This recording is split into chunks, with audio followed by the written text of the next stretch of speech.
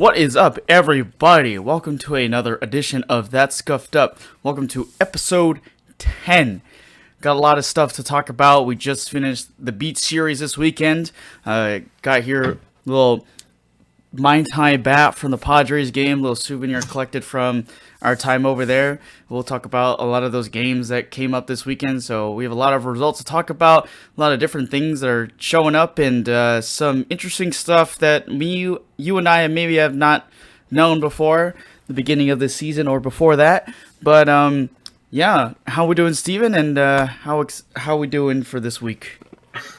Well, we're doing good. Very busy week. Very hectic week so far. But it's only going to get busier as we get further into the summer. Got a lot of things personally going on for me. Just a lot of ways to keep me busy and try to destroy my elbows. So we'll have to gotta balance those out. But we'll see what happens. Looking to kind of relax and kind of reflect a little bit right now. Yeah, I understand you're part of the SoCal Mavericks summer baseball team that's being run by the Hoffman brothers, including Kyle Froome and a lot of other guys from the Wiffle Ball League. And you just pitched on Sunday and will be be participating on Tuesday, if I'm correct. Yes. Yeah. So Sunday was more of like a scrimmage game. We had all the pitchers pitched one inning. I threw the first inning. And then it sounds like I'll pitch more Tuesday or Wednesday. So I may come straight to Wiffle after throwing. So we'll see what happens. I'm not. So you got to figure out moments. Figure out what Coach Dylan wants. Yeah, for sure. And it's good to see that you're kind of keeping the arm active. I mean, I'm sure, throwing a wiffle ball and a baseball in the same day or in the same days in a row can be a little straining on the arm a little bit. But I think I've seen you pitch from a game at your school and then come out to a football tournament or game and then completely throw masterful stuff around the zone and everything like that. But, I think it's a definitely thing to keep an eye out for, right? We don't like injuries here, especially for wiffle ball season, when we see a lot of action that's going on, and you got double headers coming up, triple headers possibly. And if you were injured for the Beat series in the week 5 games, then probably in a pretty bad spot because you probably played 3 or 4 games in that entire week alone by itself. But yeah. Speaking of which, we got a lot of stuff to talk about. First, we'll start off with the Week 5 stuff, and then we'll get over to the most pressing matter, which is the Beat series that just completed on Saturday. Pretty fun event. But let's begin with the Week 5 breakdown. So, with the 6:30 spot in Week 5, some pretty interesting games. Obviously, the first one on our list will be the most attentive or most watched game, if you want to put it that way. We had the Purple Huskies taking on the LA Wiffles OC. Some people might have thought this might have been that game where the Purple Huskies finally get a smear on their record with the first loss of the season, but they remain undefeated. LA Wiffles OC falling in a pretty close game, 9-6, the final score. Purple Huskies stay hot. It was it was a tight game for a while, and then they scored 7 runs in the 4th inning, really to break it open. We'll see try to get it back, but we're unable to. Main highlights from LA Wilson. Jordan Dressler with 3 home runs, and 3 of his 5 at bats he had home runs. He had a good day at the plate.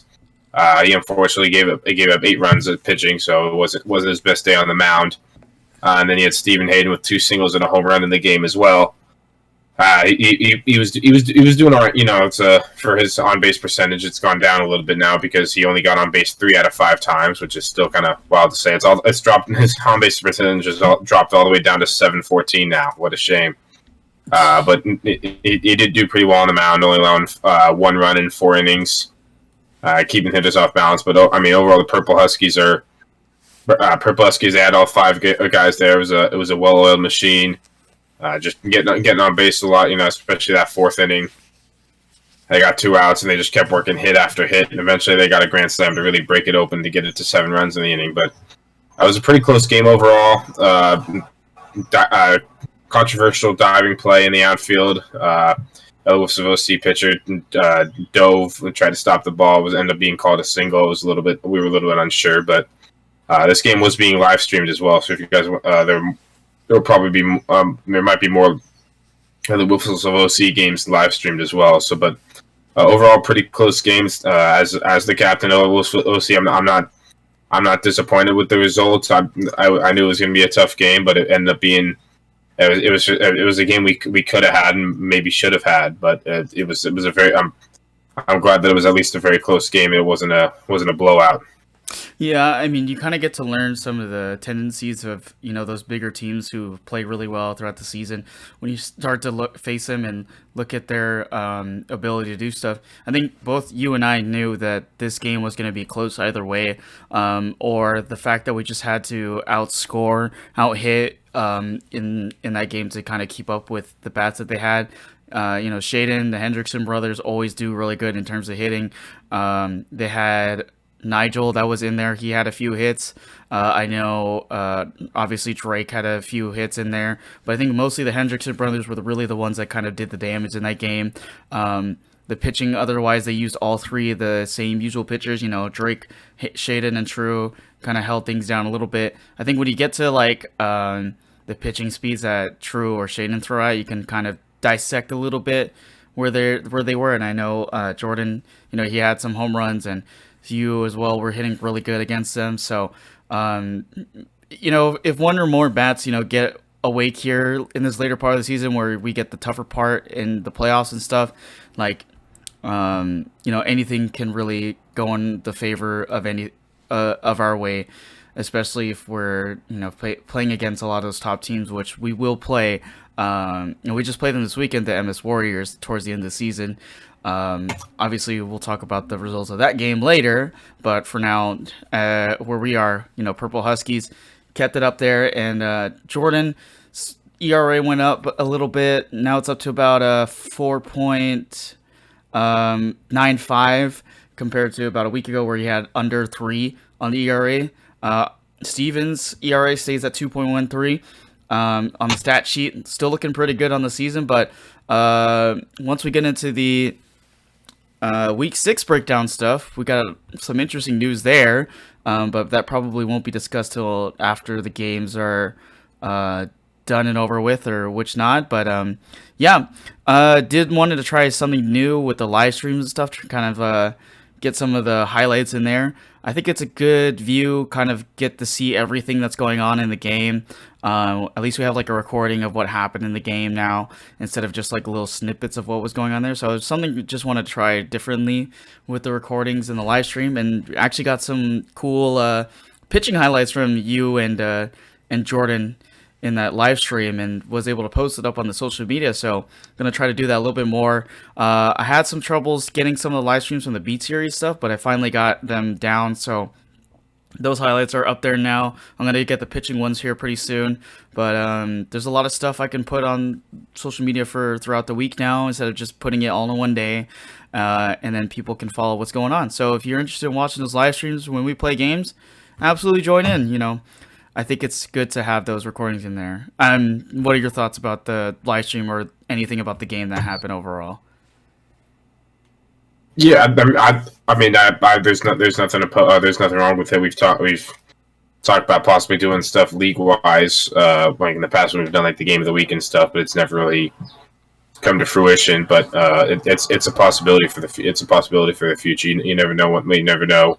Some teams are starting to get more Instagram accounts, things like that.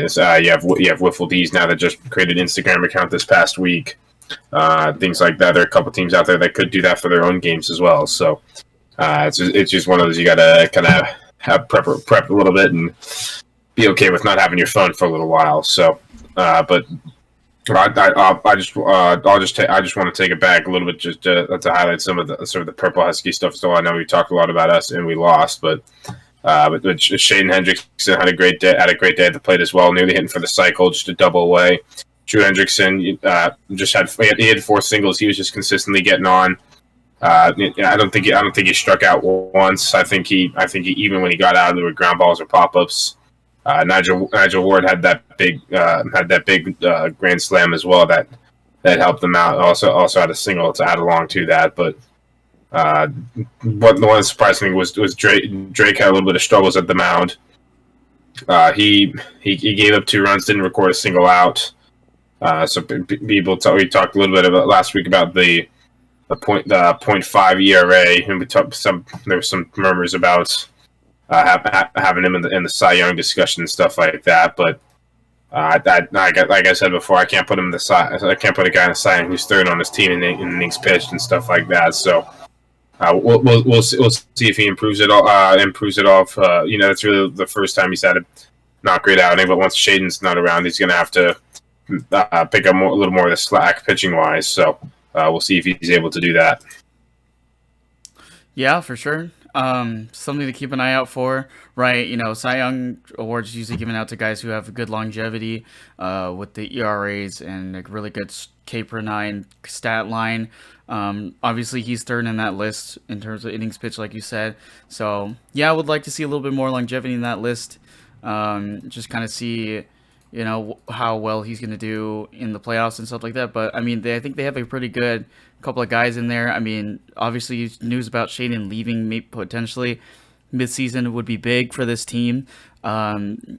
That's when we could possibly see more of what this team really looks like with just 2 pitchers rather than, spreading it around with 3 different guys. Maybe the batting will go down a little bit. Who knows? But Shaden's a really big piece of that team. To have him gone halfway through the season, going to be an interesting challenge for them to overcome, for sure. But absolutely. We'll see what happens with that. It'll be interesting to see more in the future. How they're going to deal with that, and then being down to 4 players as well. So that we'll see. Yeah, for sure. And speaking of which, as you said earlier, Wiffle D's making an Instagram account. Go follow that right now. Check out Wiffle D's Instagram that they just created. We love to see the social media kind of starting to spread around. Not sure, maybe some other teams will be creating some here in the future, whether or not. I think there's some pretty good teams that would have a good social media crowd if they were to make an Instagram. Who knows? Beach City Bombers, you got that sweet little jersey that they got.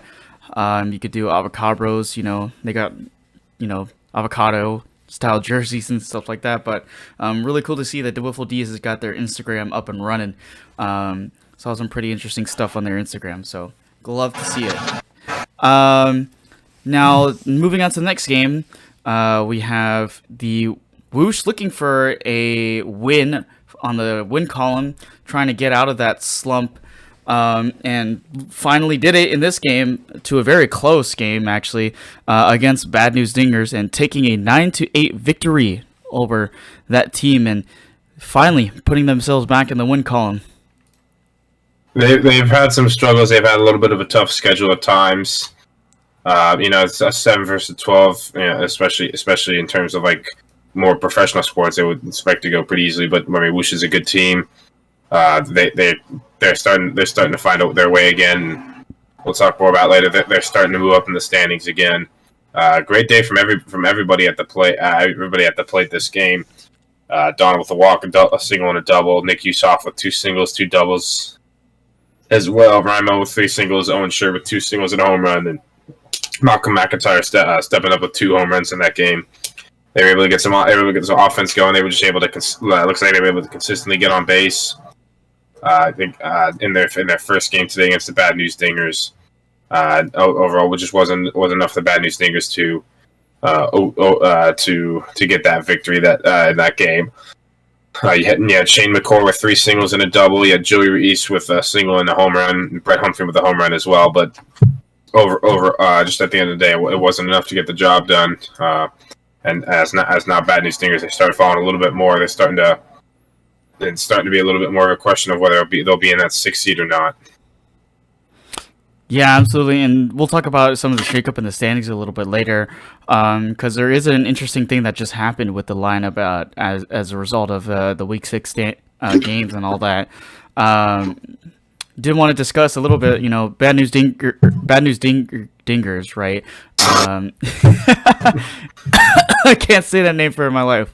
Anyways, obviously needed a good win here to keep up in that 6 seed spot.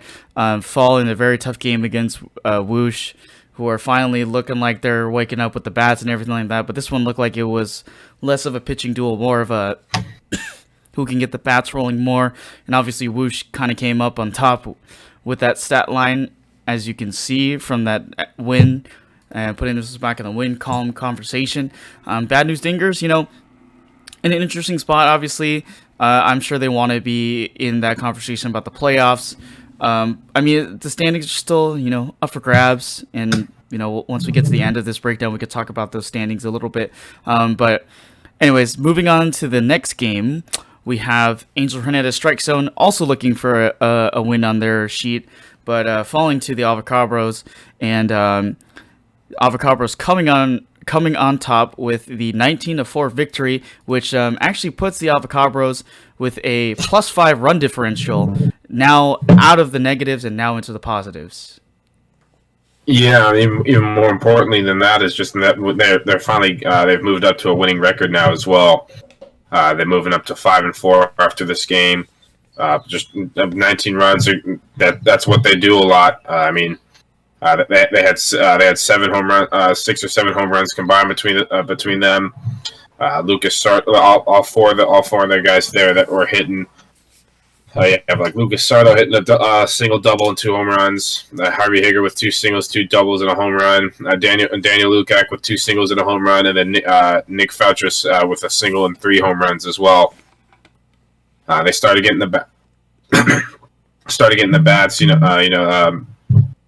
They had 4 this time instead of 3 like last week. They were able to go 1-1 this past week with 3 people, but they have 4 back again. They were able to take care of business, and they were able to as they're really able to get a firm grip on the 5 spot. As they're now 2 games above 6th place right now.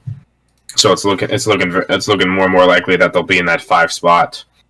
And whoever gets that 4 spot for the playoffs it's not going to be an easy game for the playoffs versus the Avocabros. Avocabros can hit really well. They can pitch decently. They have some guys who are able and willing to run and playing defense as well. It's not going to be an easy matchup for whoever gets that 4th seed for the wild card game. Yeah, I think the biggest thing for this team, especially, is the pitching obviously not being consistent as it should, right, on paper. But they have the bats to do so, to make up for a lot of that. So I think the X factor for them for the rest of the season is going to be, figuring out that pitching a little bit, getting some more consistent stuff in there. But Lucas Sardo obviously is holding down that part of the lineup for them on the pitching side of things. Not fantastic numbers, 48 strikeouts in 20 innings pitched and a K per 9 of 10.29. Actually, not bad of a stat line, but the ERA obviously is a little questionable on things. But the bats is what impresses me when I look at the sheet. Like, Lucas Sardo is tied for the most home runs in the league with Hayden with 14. 15 hits in 77 plate appearances, and then obviously the Hager brothers are hitting still pretty consistently. 15 hits. Even for both of them. Obviously, Hayden, after his rookie season, has got 10 home runs on the year now already. And the biggest name, that came out of nowhere is Nick Foutress. I think I'm saying that right. With 9 home runs, 19 hits in 71 plate appearances. So the bats are definitely the thing that's been helping them out a lot this season.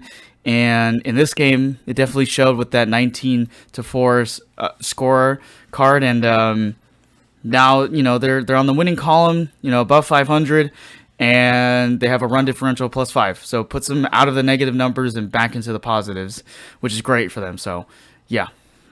Yeah, we'll see how their playoff games. They play the top teams. They have to have low-scoring games. I don't think that suits them as much. I think they need to be more of a team that has high-scoring games. I think that's their best chance of winning.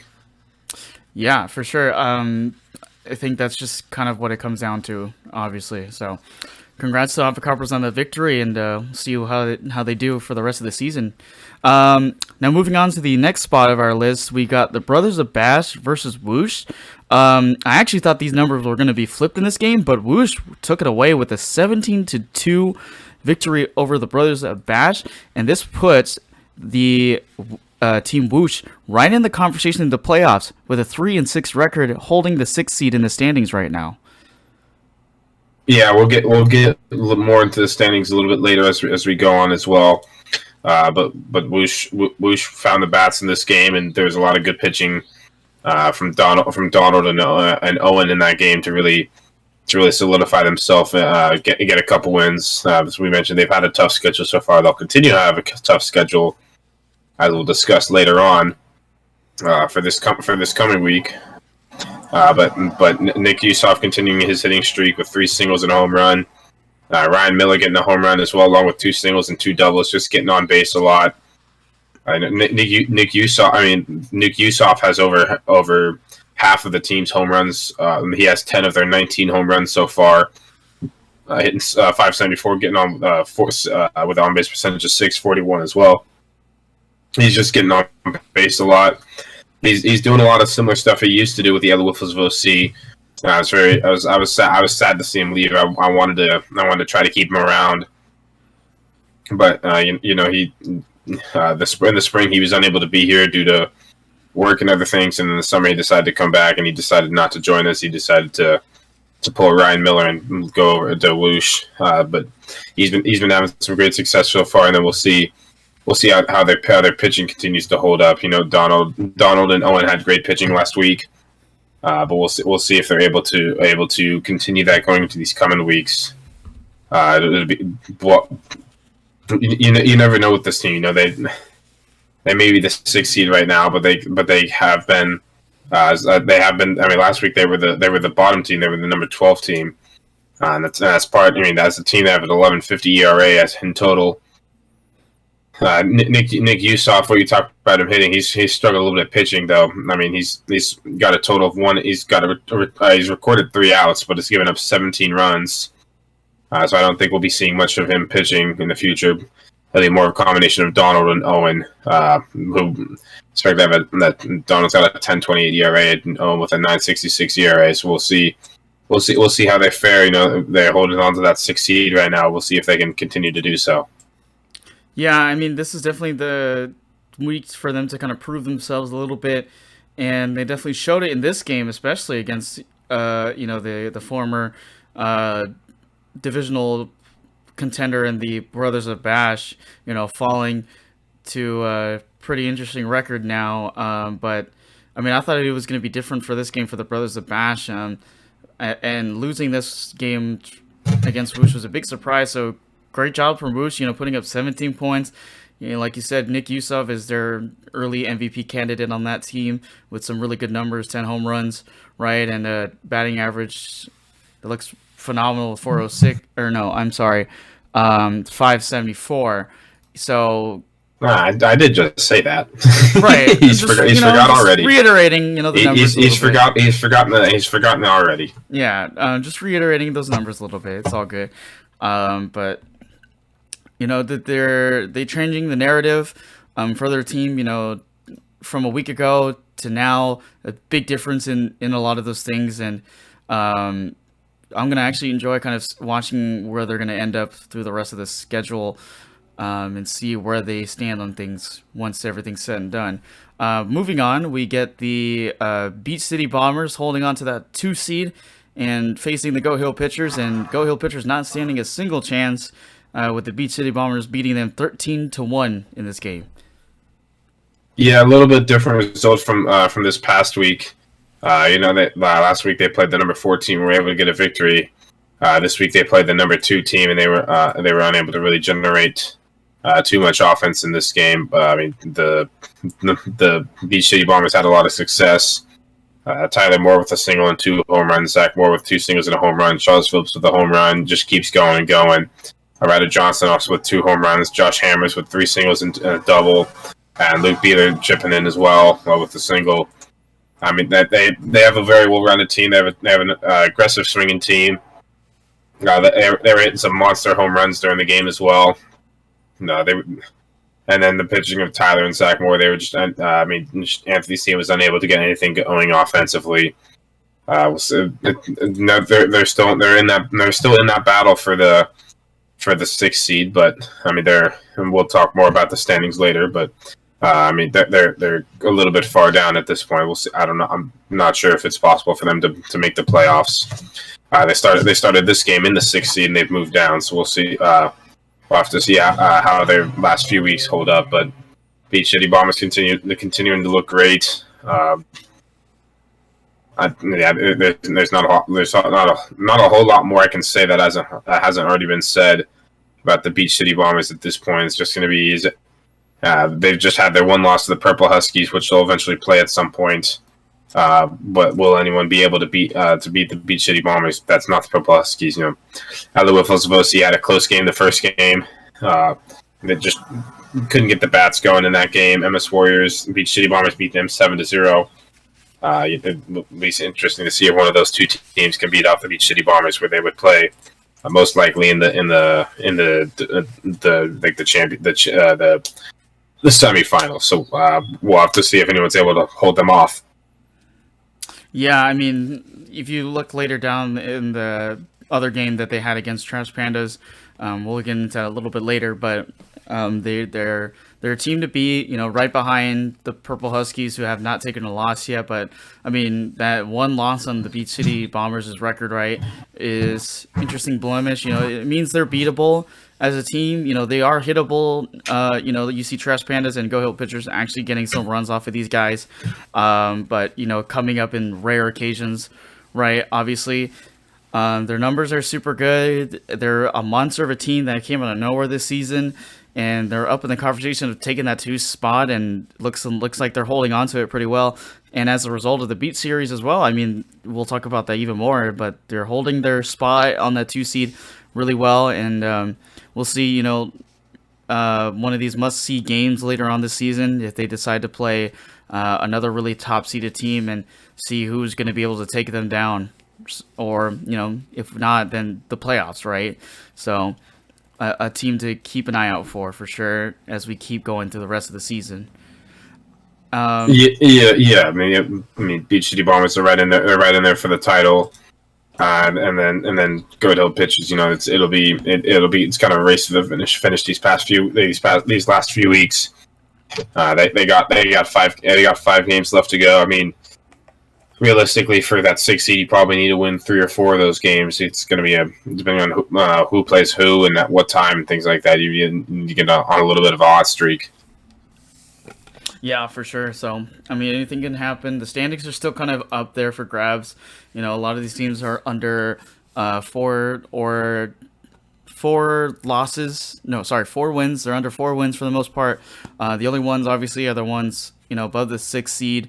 Upper Cowboys, LA Wolves, OC, Empress Warriors, Beach City Bombers, Purple Huskies. Those are your teams that are kind of just been sitting up there pretty well in those spots. And as a result of the Beat series, it's also a little different news as well. We'll talk about those standings a little bit, even though they're not updated yet as at the time we're recording this.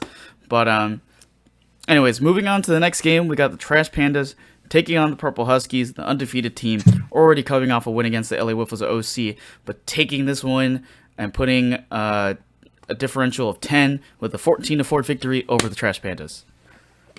All right, you mentioned with the Purple Huskies, True Hendrickson had 4 singles in the first game. In the second game, he replaced the singles with home runs. He ended up having 4 home runs in this game, along with the single. Nigel Ward pitching in with 2 home runs, and Nick Escalera pitching in with 2 singles as well. They had their moments in their first game. There's really that one inning they really got going. Other than that, they didn't have too many big hits going on, but overall it was this one was a little bit more of a domination of a game. They saw a lot of the riser.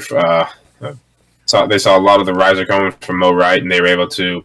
That's a pitch they're very comfortable with at all 3 of their pitchers throw, so that they were able to hit it well. They were able to get a lot of runs, improve all that run differential as well, move up to 9-0 on the season for the Trash Pandas. They were still hitting a little bit. overall. Yeah, Blake Fitzgerald with 2 singles, Mo Wright with a single and a home run. Also, same for Brian Workman and Michael Haskell with a home run as well. But just they were just unable to get the enough base runners on to make those home runs count. And at the end of the day, Purple Huskies are still remain on top. They're still holding the number 1 seed. As we mentioned, they're going to be playing the Beach City Bombers at some point. Who knows when? But we'll see if maybe Beach City Bombers get revenge there, or maybe they have an off day and something happens. We'll have to wait and see what happens. Yeah, I mean, don't discredit the Trash Pandas. They're still a new team trying to figure things out throughout the season. We're here to have fun, right? Trying to work on things, especially if you're a new team. You kind of get a feel for a lot of those things still. And, I mean, it doesn't hurt anymore, losing against a top team like the Purple Huskies. You're put in a tough situation against the top team in the league right now, who are just absolutely obliterating the stat sheet in terms of numbers. But Trash Pandas, they got a lot of good upside. Michael Haskell has got 12 home runs, right? 17 hits out of 53, and more than half of those are home runs. There's 8 home run share between Brian Workman and Mo Wright, and their totals on this season, like, they have 37 home runs, which for a team that's still pretty new, like, they can definitely hit. But tough loss for them against the Purple Huskies. It's always tough when you're facing against a team like that. But yeah, so a lot of upside for the team. Love to see where they kind of finish off things here, and try to finish strong the rest of the season and whatnot. So, but moving on, now we have the Brothers of Bash and the Goat Hill Pitchers. Brothers of Bash coming off a loss against Whoosh, looking to bounce back, and actually came up on top against the Goat Hill Pitchers, taking a 10-9 victory against Anthony Agrusa's team. Yeah, very close game. Brothers of Bash needed this one. Both teams really needed this one in order to stay in the playoff run. Getting a win in their earlier game would have meant they might have been up in the 6th seed. We don't know at this point. But overall was a success for the Brothers of Bash. They were able to get it going. Nick Hedges with 2 home runs in the game, and Brian with a single as well. I believe they scored. I believe it was 9-9 going to the bottom of the 6th inning. The Brothers of Bash were the home team. They were able to get that one run to win it. They were able to do the job, and the Grusas going off against each other. And Anthony on the day between the 2 games, he had a home run and a single. Matt Hornich with a single, a double, and 2 home runs. Trevor Bushy with 2 singles and a home run. Lauren Caruso with a single as well. But tough day for them. They started in the 6th seed. They moved down to the 9th seed now. Tough losing 2 games for them. As we mentioned before, it's a race to the finish. Has to see who gets that 6th seed. And then, even if you do get the 6th seed, you're going to have to play a team like the MS Warriors or LA Wolves of OC in that game. It's going to be a very tough game to win, especially given the way both those teams have been playing. I mean, they've lost 5 games in total between the 2 of them. So it'll be very tough. I think the playoffs is making the playoffs. That's always a good thing.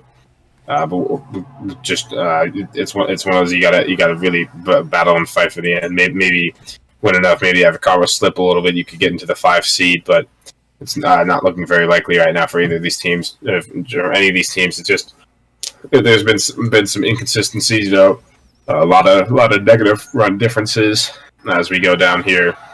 The Avocados, they just moved up into a positive run differential, and they're the 5th seed.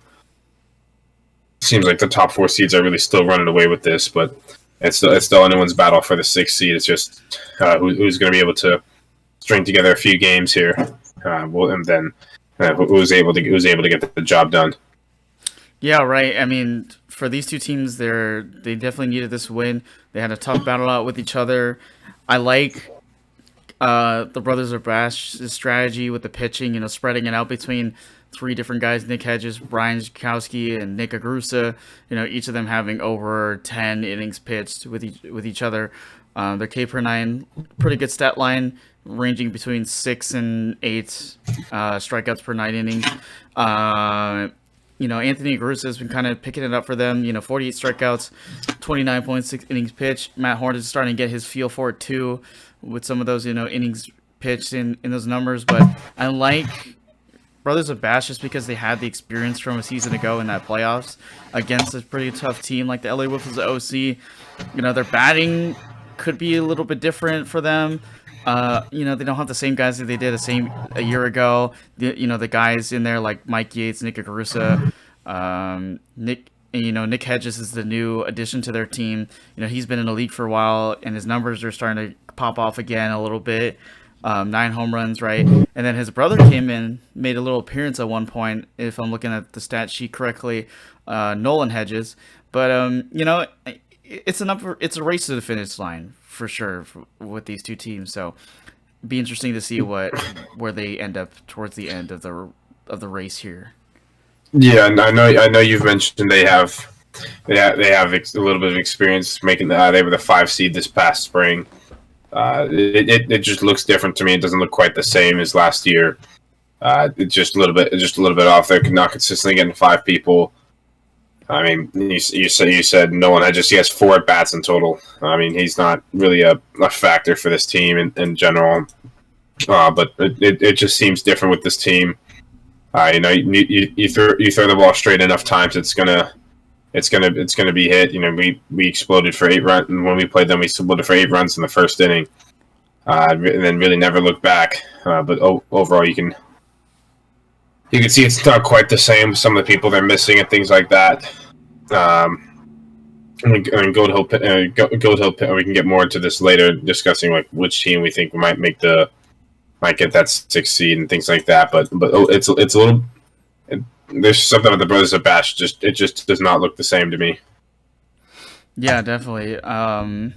It's a different look team for them. At some point, we'd love to see them kind of wake up on that stat sheet a little bit. Get some consistency going for their team and some more wins. I mean, this was definitely the win that they needed. So it's good for them to be on that win column on the side of things. It puts them, back up in the middle part of the standings. So there's still a lot of season left. We got plenty of time to go, and we definitely love to see who's going to be the team to get that 6th seed. Still up for grabs, and whoever it is right now, obviously Woosh is holding down on that spot.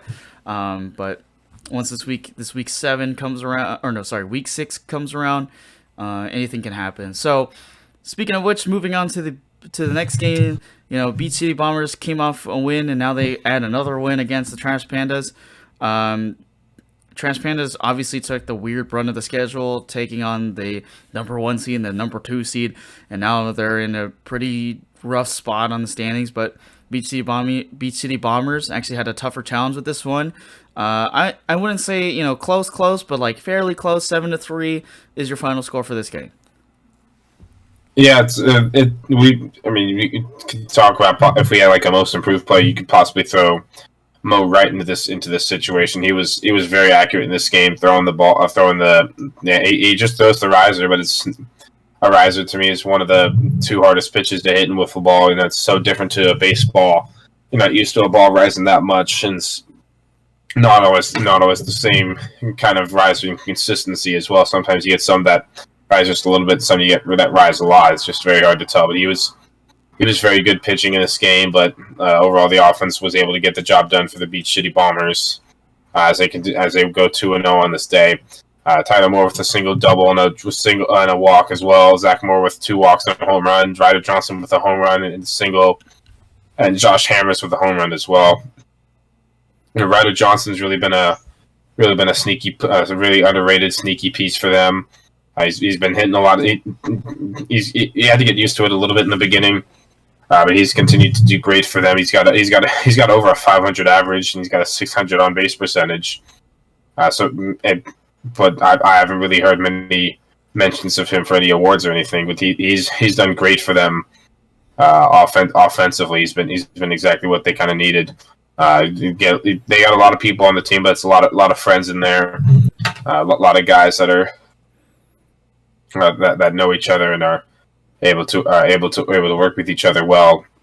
And then overall for the for the Trash Pandas. Mo Wright also a single and a home run. Michael Haskell with 2 more home runs. That's how he got his total up to 12 overall for the season. Just like tied for second in the league, I want to believe. We had 2 people in the league with 14, and then and I believe we have like 5 or 6 people with 12. No, that tied for third, I guess it would be. But Trash Pandas are there. You know, if they had this pitching earlier, they would possibly be in that 6th seed right now because they can hit. Everyone knows they can hit. They scored 83 runs on the year, but they've also given up the 2nd most runs on the year with 111.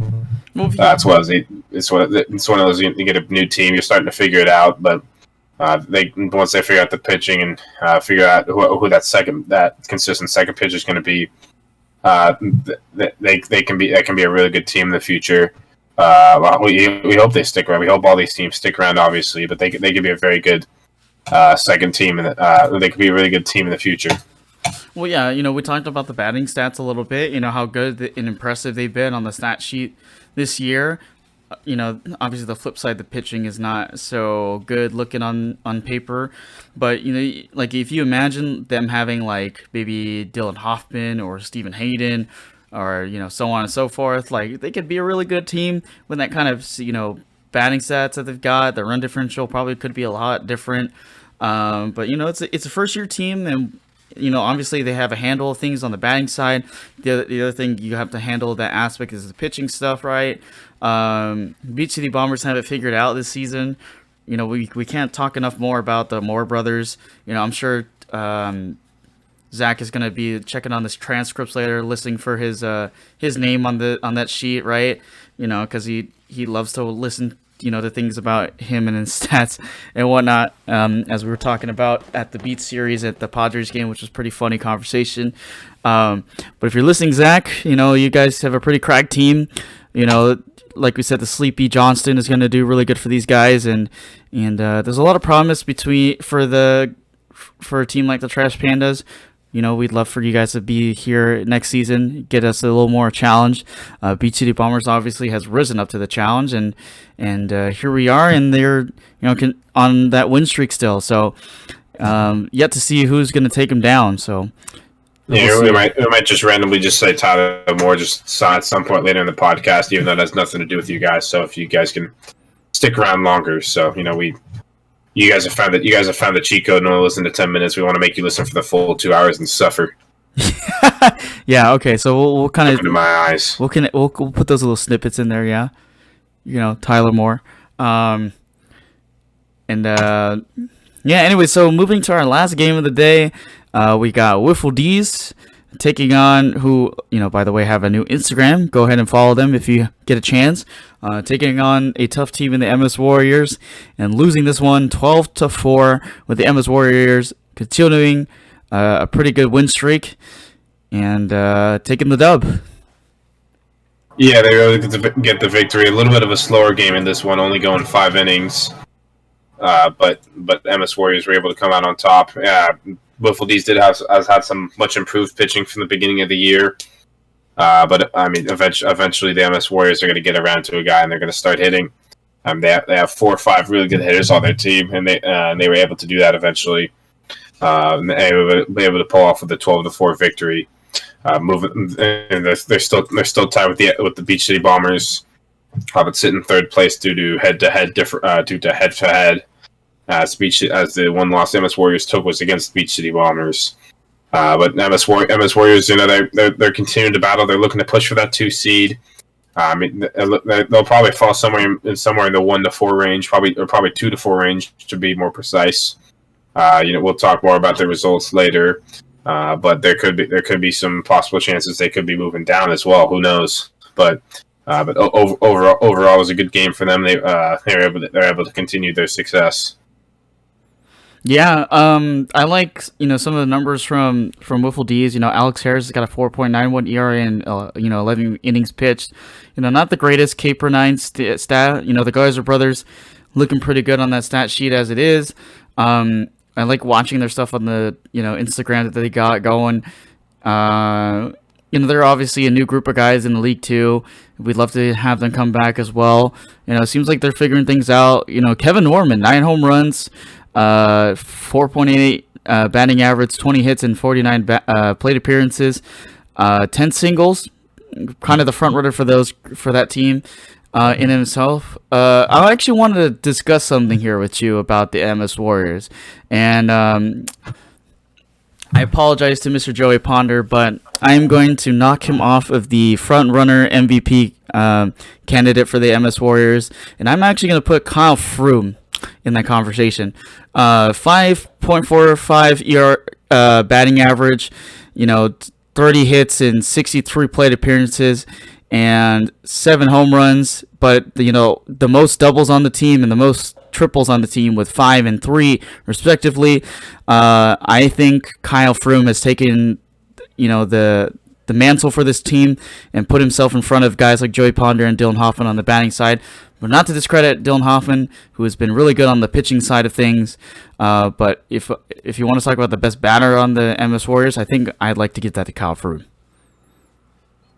I mean, that's a very bold statement.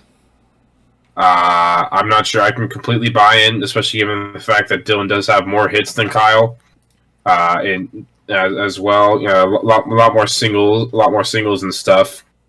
And from what I saw this weekend, I saw Dylan's putting some better swings than Kyle, in my opinion, on the ball.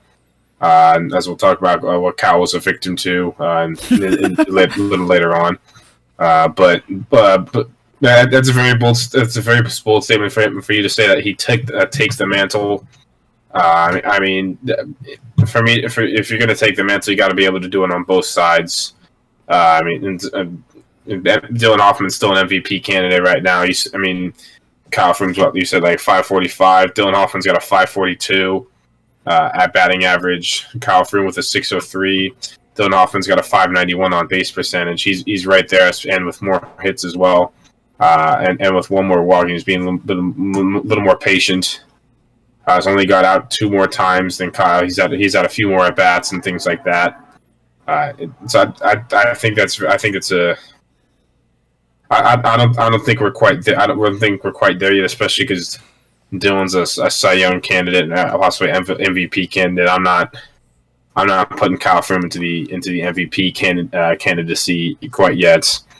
Especially with Dylan Hoffman having a 188 ERA, 32 innings pitched with only 10 runs allowed, also with 77 strikeouts on the year. I think you might be going a little bit off the edge here. I think what I'm really trying to look for is giving Joey Ponder a little bit of a challenge here, and throwing something at him and say, hey, we started the season off with Joey Ponder in the MVP conversation. Obviously, there was a lot of attention around Joey. Excuse you. I'm not going to include myself. As I've mentioned before, I'll take a trash can over Joey Ponder for MVP. That has been mentioned. I will continue to mention it. I mean, Joey Ponder's more in a battle for being the fourth. If you want to say Kyle Froome's better than Joey Ponder, then that can be a different story. That's a possibility. I think I'm gonna throw Kyle in front of Joey for sure. Yeah. I don't want to discredit Dylan. I think his stats are always going to be really good. He's obviously in the MVP conversation. I just personally think Kyle Froome has kind of picked it up on the offensive side of things and jumped in front of Joey. So I'm kind of giving him a challenge and say, hey, we're, OC Football put you up on the spotlight, MVP candidate. Let's see some more. I definitely want to see some more of the rest of the season. Step up to the challenge and, prove us wrong. You know what I'm saying? That's the story of if it's the story of an author that never happened. If you never start writing a book, it never you can never be an author. So, yeah, that's what we say about Joey's MVP chances. He's gonna kill us later. Oh, anyways, that's fine. We've, man. Anyways, Tyler Moore. We got to the end of the Week 5 breakdown. We're actually gonna do another 2-second cut break here, and we're gonna talk about the Beat series in the next segment. Talk about a little bit about the SoCal Mavericks and some of our final standing projections. coming up. And then we got some interesting news coming from the latest email from Anthony Russo. We'll talk about some of those things, but I think that can be saved for the next part that we've got going on here. If you got anything else, I think we should switch off and take a break and then come back after 2 seconds and talk about the Beat series. What do you think, Steven? Yeah, just switch it right now. Okay, switching it. Yeah, we did. Oh, we're here. Oh, hi. What's up? Welcome back after, transitioning over really fast with the snap of my finger, right? We're back. The second part of episode 10 is what we're currently on. How about this weather? It's interesting weather we got. A little bit of overcast the past few days. Oh, that's a great start. Just a little, maybe a little drizzle, little haze here and there, right? But speaking of the latter, we had a pretty nice day down in San Diego this past weekend on Saturday, to be more specific, with the Beach series. Our usual annual season series that we have every time at the beach. Generally, we do it at Newport Beach on this little patch of grass field in Balboa, but this time Anthony decided to do things a little differently and had it take place in San Diego. We headed down to Coronado near the Thailand's Park down there in San Diego, near the beautiful site. You could see the harbor from that view and everything like that. And we actually had more teams than we did last time. So we had Beach City Bombers, you had Wiffle D's, MS Warriors, and obviously you had the I'm forgetting the team here, Angel Hernandez Strike Zone. Yes. So we're gonna talk. And we were there as well. Yes, and LA Wiffles OC obviously were there. Generally, San Series was almost exclusive to just the former team name, the MS Warriors and Purple Huskies, formerly known as the Plastic Pitches, and the LA Wiffles OC. This time we had more teams head out because we had a special event going on right after these games, which was the Padres games, of course, versus the Cubs, and we can talk about that a little bit later. Let's discuss some of the games. Let's discuss, how overall, what our idea, about the whole, Sand Series and how it's kind of come to be this big thing now in the league, it seems like.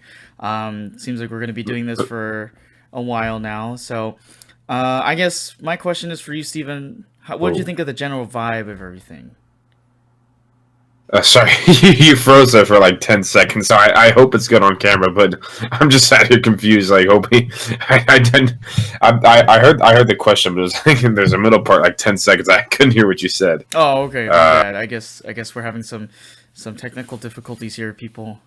Yeah, I'm hopefully it's good for the recording. You'll find out, I guess. Yeah, I'll double check that later. I think we're okay for now. Yeah. Yeah, yeah. You can cut back in right now. Anyways, overall on the day, it was it was a fun atmosphere to be out there. It was a very different scenario. Lot of more extra travel now. Some people, they went down the day before. They went down to hang out there, and then stay in a hotel room or something. I believe that's what Anthony did. And they ended up staying out there for the day. Anthony organizing the events, me helping over. I can things like that. Overall, it was a pretty fun day. It was good to kind of spread the football to a different area. There were a couple of people that came up to asking about if there's a San Diego division at all, or where we're based out of, and once I figured out that we're in Irvine, it's oh, you guys made a long drive. It's oh, yeah, we did. But overall was a good day. It was a good day for football in general. Some history made out there and things like that. But so four pretty good games out there. I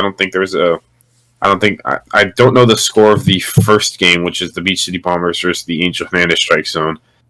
But other than that, all the games were relatively close. There was good competition going on, and so I thought it was a good day overall. Even though not every team won, there was some good competition overall on the day. There was a lot of fun, a lot of enjoyment to be had out there between everybody. Yeah, for sure. I mean, you can talk about, the shorter kind of time between Saturday and Tuesday, being a shorter time to kind of get some rest in there and get your guys, rejuvenated and all that stuff. I think this whole thing kind of started with the idea of just like having extra makeup games or having another, set of games going. Originally, when we first started playing against the plastic pitches and LA Wiffles OC, obviously, and then this kind of thing started Yep. blowing up, with this whole idea about let's go to not just have a little small series of games somewhere at the beach, but also, let's go check out the Padres game, let's go do a big whole like San Diego trip thing, have some fun, get to know some of the other guys who are in the league. And it was kind of a whole big like hangout thing, which is really cool. I think that whole idea of this whole beat series and what it's turned into is kind of really cool for where the league wants to be at. Yeah. I mean that's very similar how it started. It was this kind of event started the fall 2022 with due to some rainouts and stuff. Anthony came up and talked to me. He's like, "Hey, I got an idea. We can do a weekend series between you and I got to find another team." But it was either we play that series in the fall, or we don't end up or we play one less game than everybody else. And I want to play, so we ended up taking that fall series idea and making that a reality. And since then, that first one we found it was a good idea. We did lose that game, but it was a high scoring fun event out there at least. But and then we continued it on the spring as well. Made it a tradition when the plastic pitches split up in their two teams. Both of them came out and also played us. And then this year we really opened it more up to all the teams who were able to and wanted to come out. And this year we ended up getting 5 teams to come out.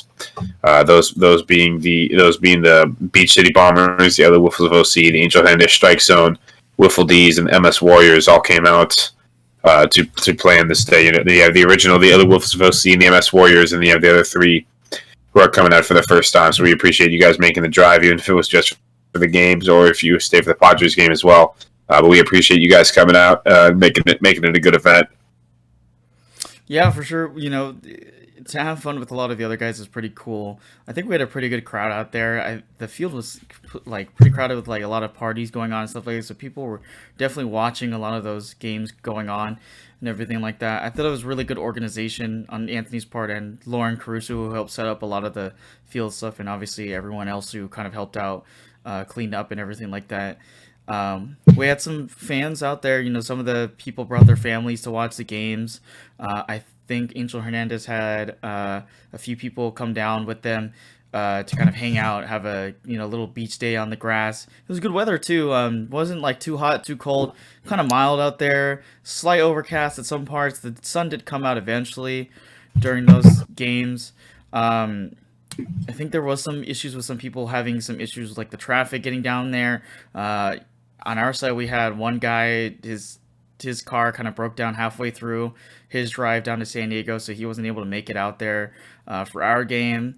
But I think most people definitely made it for the Padres game, and I think they definitely enjoyed having that whole kind of big mesh together with all the guys over there and just bonding in general and all that stuff. And I should mention actually, LA Whistle OC had a winless streak in the Sand Series, and we'll talk about those games in a few moments here.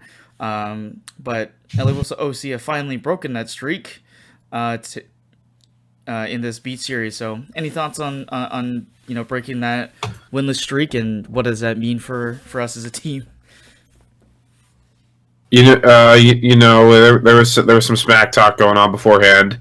Where we are both of us are pretty close with the MS Warriors captain Dylan Hoffman. You working as an intern for his summer ball team and meeting through wiffle ball and stuff. I meeting him through wiffle ball, through doing stuff with him baseball, and I'm playing and doing intern stuff for his summer team. So there was Dylan, his team has beaten us twice out there. He was 2-0 against us, and we played each other in the first game as well. It was a game. I said, we need to get, if we want to have a chance to start moving up to the top seeds. You know, we just lost 2 games in a row these past 2 weeks, and I said, you know, this is the game we really need to get. Who knows how ready Dylan and them are going to be? How many of them are going to be down here? That was a little bit evident at first when we pulled up to the parking lot. Dylan immediately was offering us beers and stuff, but overall we came out there. We were ready to play. We were enjoying it. But we were ready to play, and we ended up coming up with a 6-2 victory in game number 1. First game for us, it was so there was some history being made. It's finally happened. I don't know if you guys haven't seen. Anthony, it's been on the LA Wolves of OC Instagram page, or it was posted on the OC Football page. The first ever double play has finally been turned. It was the second inning of our game versus MS Warriors. I was pitching. I threw a pitch, got a ground ball, fielded by Dylan Menji, threw it back to Jordan Dressler, who hit the strike zone. Got us out of the second inning, which was big for us. And you know, this rule has been implemented at the beginning of the year, in the beginning of the spring semester, and it's taken till now to finally get a double play in the league. So it's pretty big overall. Hitting wise, we were able to stay consistent, just get a few singles here and there, and then I broke it open in the 6th inning with a 3-run home run to make it a 6-1 ball game. Jordan pitched good on the mound, 2 innings, only 1 run allowed, although that may have been a controversial 1 run allowed. And then I threw 4 innings and only allowed 1 run. That 1 run being in the 6th inning. But so overall, it was a great game for the other Wolves of OC. They came ready to play. We knew we were 0-3. We wanted to make sure that wasn't going to happen anymore. Yeah, no better way to do it against, you know, the team that we basically started this whole thing with, and, you know, against the plastic pitches, and being able to take them out finally in that B series is really cool and awesome for the LA Wolves OC, obviously. If you wanted to see some in-depth stuff about that trip and everything like that, actually, myself and a lot of the guys, you know, Steven was driving the car down. We did a vlog basically, so I'm gonna put that together this week. Hopefully, you have it out by Saturday or Sunday. And if you guys want to check that out, go follow the Hunky Door Sports YouTube channel. Should be up there pretty soon. I'm excited to put that thing together, and excited to share all of the stuff with you guys. First time we ever do a vlog for Orange County Wiffle Ball, to put that together. I know Anthony is going to put a video together for Beach Series as well. Maybe a shorter one perhaps, but this one kind of just broke down the entire day, kind of like what happened out there and everything. But yeah, double plays, pretty cool, epic moment, I thought, to be able to get that double play for the first time, and Jordan Drexler absolutely dotting it up in the middle of that zone. And actually not the first double play that happened that day. It did happen again through the same exact 2 people, through Dylan Menji and Jordan Drexler in the second game. That one hitting off the top left corner of the strike zone. So we have not just 1 but 2 in a row for the first time in league history, which is pretty epic. Yeah, they didn't end up happening in the same game. They happened in different games and stuff. But sticking with the first game, it was we talk about his history and controversy and stuff. There was a controversial home run that was taken away from the MS Warriors. That would have made it at the time. It would have been a 3-2 game. They would still be losing, but as the guy playing in left field, what did you think out there? Because I was playing center field and I had no clue what was up with the ball. It's hard to judge when you're on a grass field, like just looking at it. Just judging from where I was standing, obviously it's not a great view because you can't see from a view like that unless you're opposed to, you know, like a guy like, you know, whoever, you know, Dylan was the one that hit that. He has probably got the better view on that thing. I'm pretty sure he called it a home run, curving around that, but it just seemed really close. I thought it just went. I thought it was just basically foul the entire way, or if not, behind the blue cone is what we're judging it off of, right? I thought that thing did not curve around that blue cone. And I think it just brings up the conversation of like, what's constituting um, a foul ball between a home run. Do we want to call it, going around a cone like that, or is it based off where it lands, right? Since we don't have foul poles in the league, but that controversial call, you can argue that that thing kind of switched things around momentum wise for LA Wolves or OC. That probably would have kept them in the game pretty well for the time being. And I forget whether did he end up getting out or walking and after that. So when it happened, it was a 3-0 pitch. Jordan kind of left him a little hanger. Jordan actually ended up striking him out in that at bat as well. So we went from home run to the first out of the inning right now. Right there, making a big difference. So if that home run was put in place, that would have been a 1-run home run, right? Yeah. Okay. Yeah. It was just a leadoff. It was the leadoff batter of the inning. Gotcha. Okay, so yeah, I mean, you can count it like a momentum switcher and everything like that. If they hit that home run, maybe things would be a little bit different. As opposed to what the result of that inning was. Dylan walking, I believe, right? And then I mean, from where I was, I honestly didn't think it was a home run. But I think that's a conversation to have with the board and the commissioner later to vote on something like that, because it not just only happened in that game as well. I think there was also talks about it happening in other games during that beat series as well. But we'll talk about it a little bit later once we get to that. I don't know. From your side, what did you really think about that? I couldn't see it. I was okay. Would have been okay to give him a home run. Mm-hmm. Based off where it landed, I thought it was a home run, but it's like I was trying to let Anthony decide because he was like along the line, but then he took he pled the fifth and said he wasn't looking. So it was hard to tell. I would have been okay giving him the home run, but yeah, at the end of the day, he ended up accepting it not being a home run. Although I don't think he was very happy with it. Yeah, I think his kind of and yeah. I mean, neither would any of us, to be honest. If we think we see something so clearly, and someone who's possibly not looking is saying it's a foul ball, that's a tough pill to swallow. I certainly understand his position.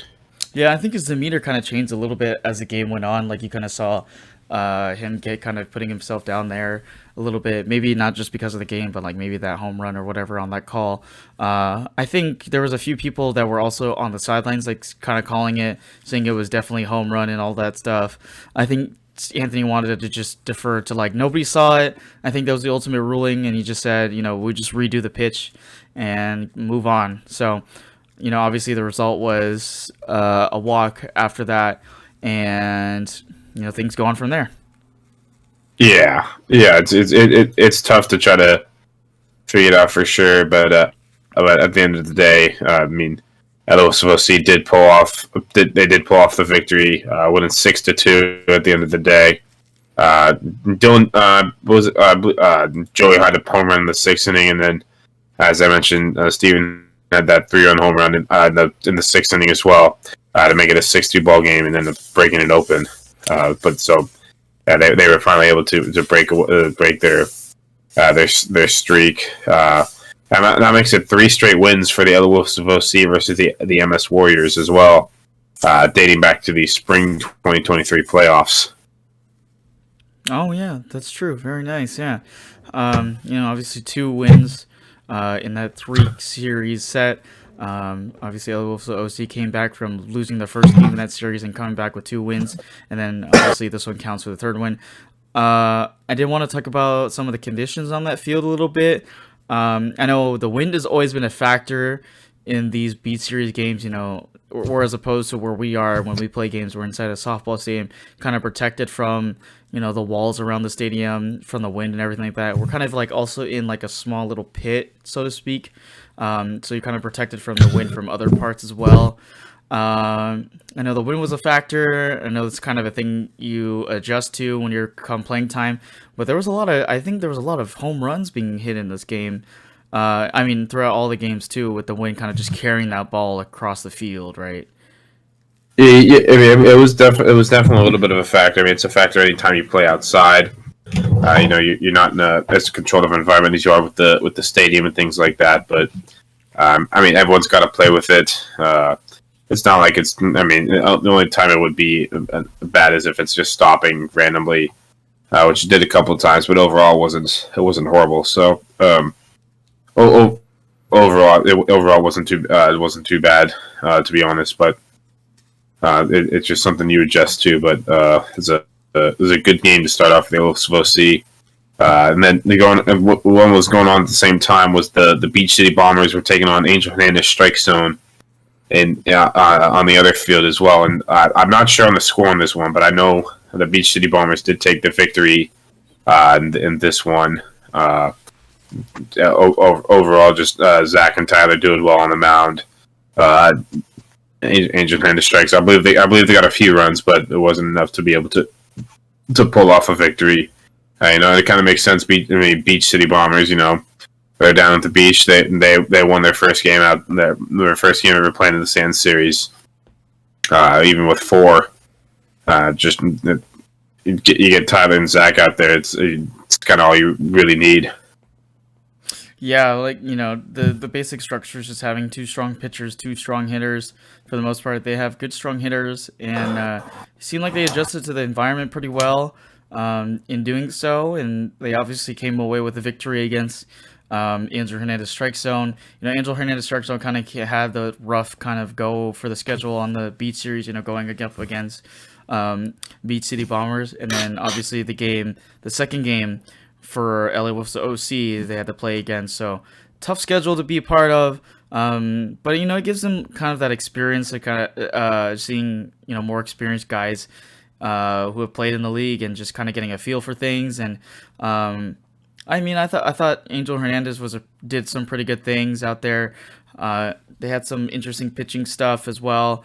Obviously, stuff kind of broke out when it happens through different scenarios. But I thought there's a lot of good potential on that sheet for the Angel Hernandez Strike Zone, and you get that tough schedule, but that's just kind of how you have to fight through things. It's just keep playing. And it was kind of nice just they seemed like they're a chill couple of guys. I really enjoy being around a lot of the newer people, to kind of just, talking to them about, why they get into this kind of stuff, and just having them there, honestly. Yeah, it seemed to be a good group of new guys that have come into the league. Overall, we haven't really had many issues with the league in general. I know there's been a couple stuff from the past, like with the first season and things like that. But overall, it's been a good time. Angel Hernandez Strike's going. They're a group of guys that are working to improve, and they want to get better. They're a group that really found wiffle ball this summer, or some may have found it before. Really wanted to play in the league, and they're a committed, but they're a committed bunch for sure. They're working. They're trying to figure stuff out, pitching wise, hitting wise, things like that, adjusting to these rules. But overall, I mean, they do have a couple wins on the year, which is good. Every team so far has at least 2 wins during the season. But it's a little bit of an adjustment period. I mean, not especially with the way the league is right now. Back when I joined in the spring of 2022. We had a group of 5 free agents, new guys looking to play. We just joined the team. We ended up going at 9-3, but we also had the MVP of the league. We had the Hank Aaron Award winner on that team as well. So it's just the group you're in, and plus the competition was lesser than it was right now.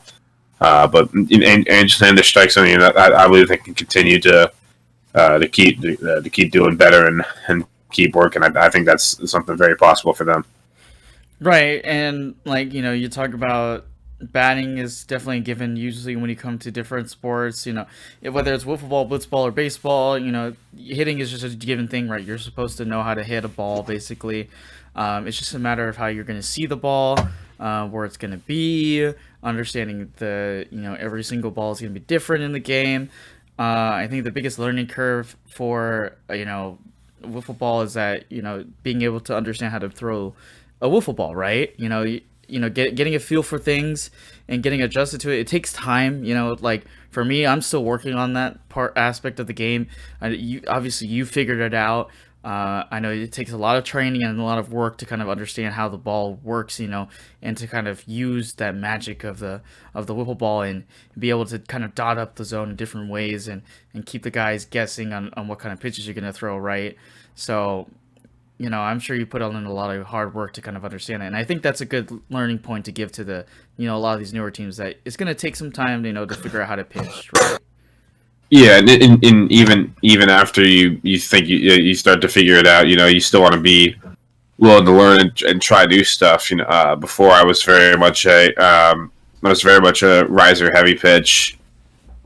And I would get hit around a little bit. I would I'd do pretty well, but I would get hit around a little bit, especially that the fall 2022 season. I didn't have the best numbers. I think I had somewhere around like an 8 ERA, maybe a little bit above 8.3 ERA, somewhere around that. I decided I needed to learn something new, and I finally learned and just repeated over and over again some different pitches, really trying to understand the movements. Because that's the thing I love the most about wiffle ball is when I'm pitching, is understanding the physics of the ball and different ways to try to make it go faster and slower and have it spin different ways. That's the thing I enjoy the most. Just going out, I have a bucket of wiffle balls I use, whether it be for this league or for SoCal Football League. I enjoy just being out there throwing for an hour 15 minutes when I have some time. Just throwing over and over, just trying different pitches, trying different angles, just trying to hit different parts of the zone, which people told me I have really good accuracy in terms of like hitting spots and stuff. I'm just trying to hit the zone. That's one thing about me. I don't always purposely throw a pitch a certain place. You could ask me to throw a two-seamer to hit like the top left part of the zone, and it may take me like 10-15 throws to be able to get it. Just because I don't focus on pinpoint accuracy with wiffle ball compared to baseball, but it's more about just hitting the zone. The more you hit the zone, when you miss the zone, people are going to swing more, just because they think it's going to hit the zone. That's kind of what I do, and it's worked so far. It's led to a lot of success so far in my young wiffle ball career, but it just takes a lot of time.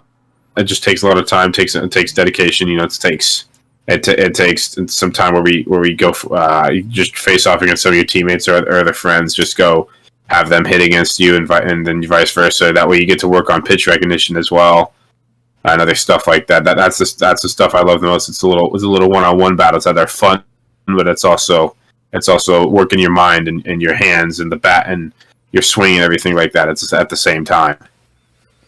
Yeah, and I think it's some really good advice that you just shared with our audience here, and that's something that they definitely should soak up a little bit. I think the biggest takeaway from that is just like having that consistent pitch, maybe one or two of them, and just trying to hit the strike zone every single time.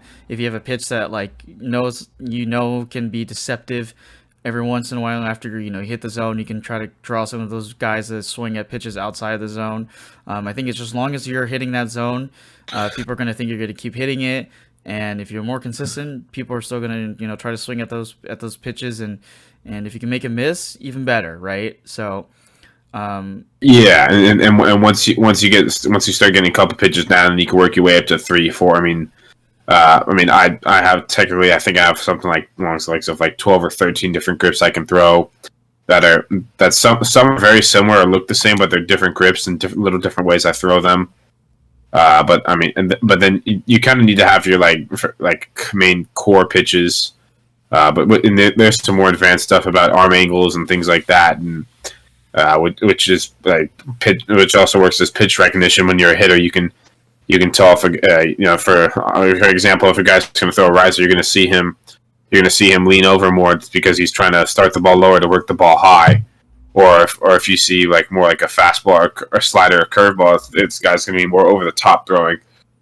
I guess it's not very easy to throw those pitches if you're leaning over like a slide. It's like a riser. It's just about finding ways to make the game easier for yourself, and that's part of why my numbers have been he's been so good, and they've been consistently getting better.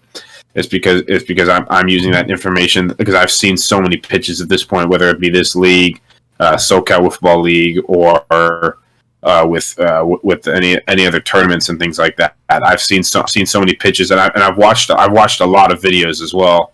I'm a very passionate wiffle ball viewer. I watch a few different leagues, and I watch different styles of play. But it's just a lot of that. It's just a lot of that for me because wiffle ball has been it's been something I've really enjoyed learning more. It's the first thing I've really said in my life was like, okay, once I'm done with baseball, I can feel good about. I have something to do that I'm going to love and do consistently. Because as much as I do love music, I think I do enjoy wiffle ball a little bit more. Okay, yeah, I like your story, man. We can take a deep dive about all those different things. I guess let's go a little off topic here. Let me ask you, who's your biggest inspiration for wiffle ball as a whole? I know you've talked about a few guys before. I think my question is, who's the biggest person you kind of look up to? I mean, for me, I always kind of gravitate towards like the commissioner of a league. The first league I really started watching more hardcore, like it was 2018 2019 time with MLW. No, I mean, I immediately saw the amount of work a guy like Kyle Schultz is putting in there, being the commissioner of that league and also playing in that league. The amount of work he has to do to be able to work all the cameras, set up the field, do all the pregame talking, stuff like that, and then still be able to play and still be able to play at the level that he does. It's very inspirational to me. I want to be a guy that's able to help out that's what kind of led me to start helping out with a league like this, and being on the board and commissioners, kind of be seen as some people told me they see me as like the second in command kind of guys, because it just who I gravitate to. Even with SoCal Wiffle, I've kind of gravitated towards Dustin Staggs. I'm trying to help in any way I can. Done some commentary for him. Going to do more commentary in the future. Help him set up the field to break it down. Just be the last one there. Just helping him move stuff, things like that.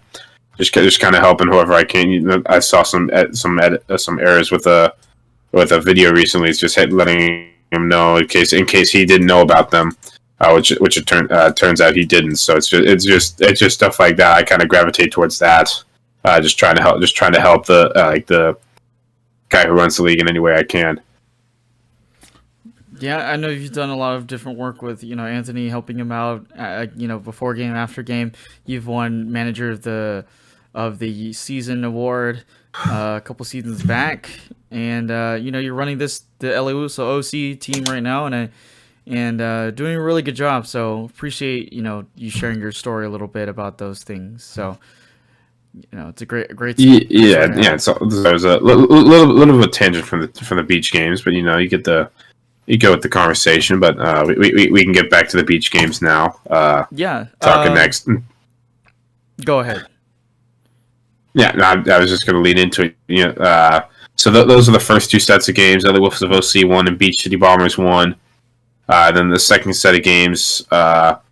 First up, Beach City Bombers played again. They were taking on Wiffle D's this time, who I've seen have had some improvements. They did have some success versus MS Warriors, but they just weren't able to score a lot of runs. But actually, this one being a very close game. I know there was some frustration for the Beach City Bombers side, but the Beach City Bombers did end up winning this one 7-5. Again, I'm not sure on how many stats and everything like that, but. Beach City Bombers were able to get the job done, move up to 8-1 now on the season. So just overall great job from them. And as maybe more than 8-1. I'm not entirely sure. That's what the schedule says right now. But overall, it might be 10-1 actually. We'll see when the next standings are out. But it was a great day for the Beach City Bombers. Even though that second game was close, they continued. They won their first two games out on the beach. They were able to adjust well. they were able to get the job done. Yeah, and this is the game I kind of wanted to talk about, that little controversial thing about the home runs and all that stuff. I'm not sure whose side of things it was, whether it was Wiffle D's or Beach City Bombers on that home run. I just remember them talking about one particular part of the game where there's a similar situation with the Dylan Hoffman home run, hit, maybe curved around the cone. They said, yeah, that's definitely a home run or whatnot. Maybe could have, changed the outcome of the game, right? If it was Wiffle D's that hit that ball, then I'm sure they would be really mad about it. Beach City Bombers, I mean, I could see why you're probably mad about that. The game was pretty close. It's, 7-5 score, which is kind of a big surprise. We didn't expect close things between Beach City Bombers and Wiffle D's, but it looks like Wiffle D's has been kind of figuring things out very slowly. And it kind of came out a little bit here in this game against the Beach City Bombers, but sometimes that weather does kind of play a factor a little bit into things, and I think it can change the outcome of the game any which way you decide to see it. Yeah, absolutely. I mean, it was a great game overall. Wiffle D's just started figuring out the pitching more. I'm not sure on the name of it, but they've definitely had some improved pitching. No, they were able to hold the Beach City Bombers to 7 runs on the day, so overall it wasn't a bad day for Wiffle D's. And then for Beach City Bombers, you get 2 wins. It's another great day out there. Still remaining in second place, but they're knocking on that 1 seed in case the Purple Huskies slip up. If they slip up a little bit, and they're really starting to secure that bye right now, making it real hard for the MS Warriors and LA Wolves of OC to be able to get into that 1 or 2 spot. Yeah, so as the outcome of this game, it just seemed like, there's 2 teams that came out of this who were undefeated. LA Wolves of OC walked away with 2 wins, and Beach City Bombers walked away with 2 wins. 2 pretty big wins, in terms of the standings. LA Wolves of OC obviously keeping in the race for that third seed spot if they want to go for it. Beach City Bombers have a chance to go for that 1 seed if Hayden decides to head out early or something like that, or if the Purple Huskies somehow fall in the next few weeks in that standing sheet. But for LA Wolves OC, their next game came against Angel Hernandez Strike Zone, and it was a pretty good offensive day in terms of for the LA Wolves OC. There were some parts it seemed like there was some struggle at the beginning of the game for some guys. Like myself, I definitely was, not seeing the ball as much as I wanted to. I know there was some breakout stuff, Dylan hitting 2, Ethan hitting 2 home runs, Jordan hitting 2. I know you hit 2. And then there was just one inning where everything kind of broke open with back-to-back home runs, I believe.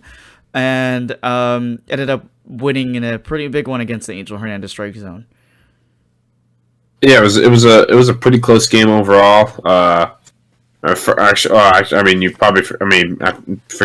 one of the most important things as well. We talked about the double plays earlier. We right away at the top of the first inning, the same double play happens again. Ground ball to Dylan on the right side, flips it to Jordan, who goes and hits the strike zone again. Barely hit it, I should say. He barely nicked it, but overall he was able to get that. He was able to do that. Get the ball rolling for the Wolves of OC. But it was a little struggle offensively. I believe it was the third inning. The Angel Hernandez Strike Zone had the bases loaded, hit a triple to bring in their 3 runs off Jordan Dreschler. And then LA Wolves of OC in total, I believe, had 6 solo home runs and 7 home runs total in the game. But it was in the 5th inning. Once it was something along the way, so like 3 or 4 straight home runs, and then capped off by Ethan Lee 3-run home run in the same inning as well. That kind of broke the game open, and the Wolves of OC ended up taking this one 10-3. But a closer game than that, it was going to the bottom of the 5th inning. It was a 3-3 ball game still. Then. Steven with a little bit of struggle at the plate. He only had 1 hit up to that point, and then ended up having 2 hits in that last inning, but including a home run. But overall, he was able to come out with win number 2 on the day. leading to them and leading to those two, them and the Beach City Bombers being the only two teams to win on the day. But they were both able to go 2-0, whereas the MS Warriors and Wiffle D's went 0-1, and Angel Hernandez Strike Zone went 0-2 on the day. Yeah, the final results obviously of those games, and now two teams are sitting on top, and three teams go home with no wins and anything like that. But there's we talked about it. There's a lot of good promise with all of these teams. Plenty to go around. Angel Hernandez Strike Zone. If I remember, is it David that pitched the first few innings, right? I can't remember for sure who it was. Okay, I'm just basing this off the stat sheet because he's got the most innings pitched for the team. But if I get it wrong, then I apologize. I believe it was David Dreyfus that pitched a big majority of that game. He was kind of holding down that fort a little bit for Angel Hernandez Strike Zone. Against the LA Wiffle OC, and then they switched their round pitchers to another guy and kind of went out of hand after that.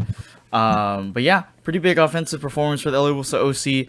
And right after the series is ended, headed out. I know you and I and Dylan and Ethan went to Hodaz to get some fine burgers from that well-established place in San Diego. Some great burgers, right? And then headed over to the game, said hi to a couple of guys over at some of the bars, and I think definitely had a good time. No matter what the outcome was at that game, just having fun and having a good time, right? Unless you're opposed to some other opinion. Well, I mean, I am. Yeah. So we so it was a little while ago. There were about 40 tickets for this Padres Cubs game on Saturday. And for people who don't know, I'm kind of split 50-50 between the. I root for a lot of LA teams and I root for a lot of Chicago teams, and I root for the Angels and I root for the Cubs in baseball. So I was pretty. It worked out pretty well for me. I was able to see a Cubs game out here. They had won the previous night, and then it was good to be able to see them. First time I had seen them in a while, in person play in a while. But we got into the game. It was a pretty nice setup as well. We had a whole deck with it was like 4 rows of seats with like a bar table in the on top for each section. We were all able to spread out, enjoy ourselves, walk around and have our own little closed off area, which was pretty nice to have on the day. So it was fun to be up there, apart from the way the game went. Yeah. For me, speaking wise, like I'm a devout Angels fan. I grew up watching the Angels since I was like 2. Went to like at least 10 to 15 games every season for the Angels. My parents are kind of like season ticket holders for some of those games. And I mean, my dad grew up in San Diego, so he used to take me to San Diego games when I was about like 10. So I do have like a jersey from a Padres game from ages ago sitting in there. Didn't wear it to the game because I wanted to rep the LA OC jersey, so brought that with me into the stadium. Steven was definitely arguing with me whether I'm a true Padres fan or not. Yeah, I think you've been exposed as a Padres fan. I think it's been a lie. I think you have no more allegiance with the Angels or the Green Bay Packers. It's all about the Padres for you. The way you were cheering, you would have thought you were born and raised in San Diego. I'm not gonna lie. I'm a huge kind of San Diego fan. When the Chargers were around there, I kind of cheered for them a little bit before becoming like more devout. Obviously a Packers fan. Didn't really follow the Chargers that closely. When they had the Phillip Rivers era type of thing. But for San Diego overall, like I'm a huge Ha-Seong Kim fan, Yu Darvish fan. Definitely liked them when they had Jurickson Profar and Eric Hosmer. Obviously they're gone now. You got guys like Xander Bogaerts and Machado and Tatis, drugs. And I don't know. I think for me, I enjoy watching the pizzazz that some of those guys have out there, especially Ha-Seong Kim in that first inning, getting all 3 outs. But but I think they're a fun team to watch. They kind of are underperforming this year in the early part of the year, but for me, I think the stadium is what kind of takes me. I think Padres Stadium is probably one of the nicest stadiums in the entire MLB, if not the best. I think AT&T Field's a strong second. Dodger Stadium is a strong third. Angel Stadium, I honestly probably would put it pretty low down there. Artie Moreno needs to sell his team, right?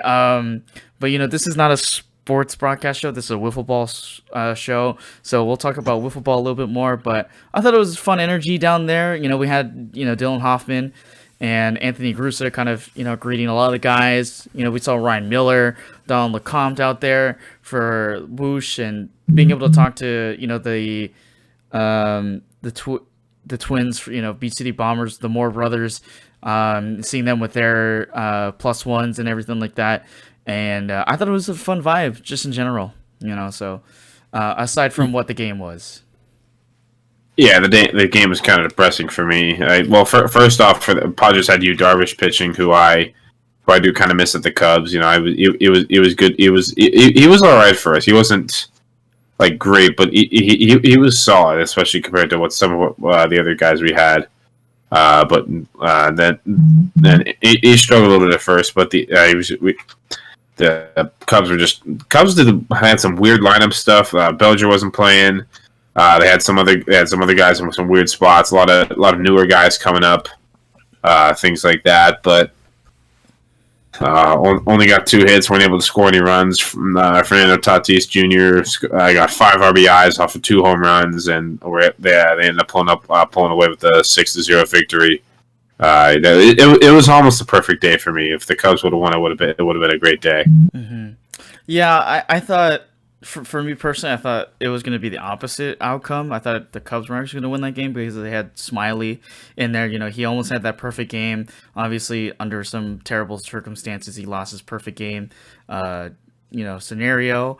Yu Darvish, I thought was going to get lit up like, a few games ago where he got absolutely crushed in Bomb City and actually pitched pretty well. It seemed like, kind of his old self in that game, and the Padres obviously took the dub on that game. But I thought it was just fun experience to just have good drive back, kind of bonding with the guys in the car on the way back. And I think I would not be opposed to doing it again.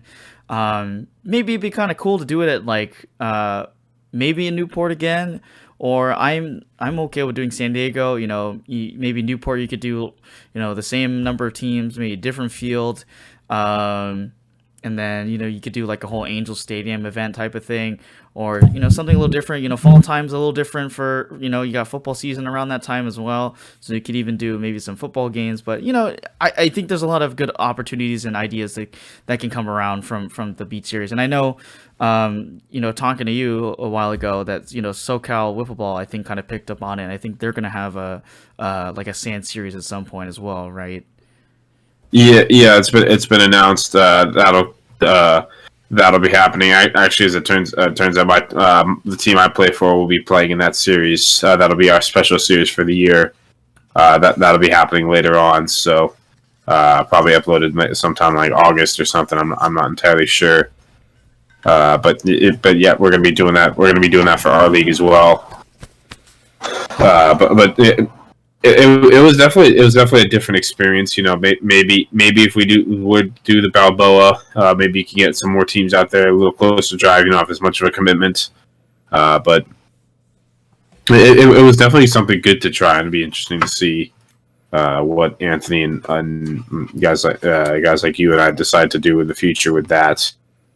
But overall, I think a lot of people considered this to be a success, even if they didn't win. They went down to the Padres game and they still enjoyed themselves. And some people had their fair amount of drinks and stuff like that. So it was overall a good event that was put on by Orange County Wiffle Ball.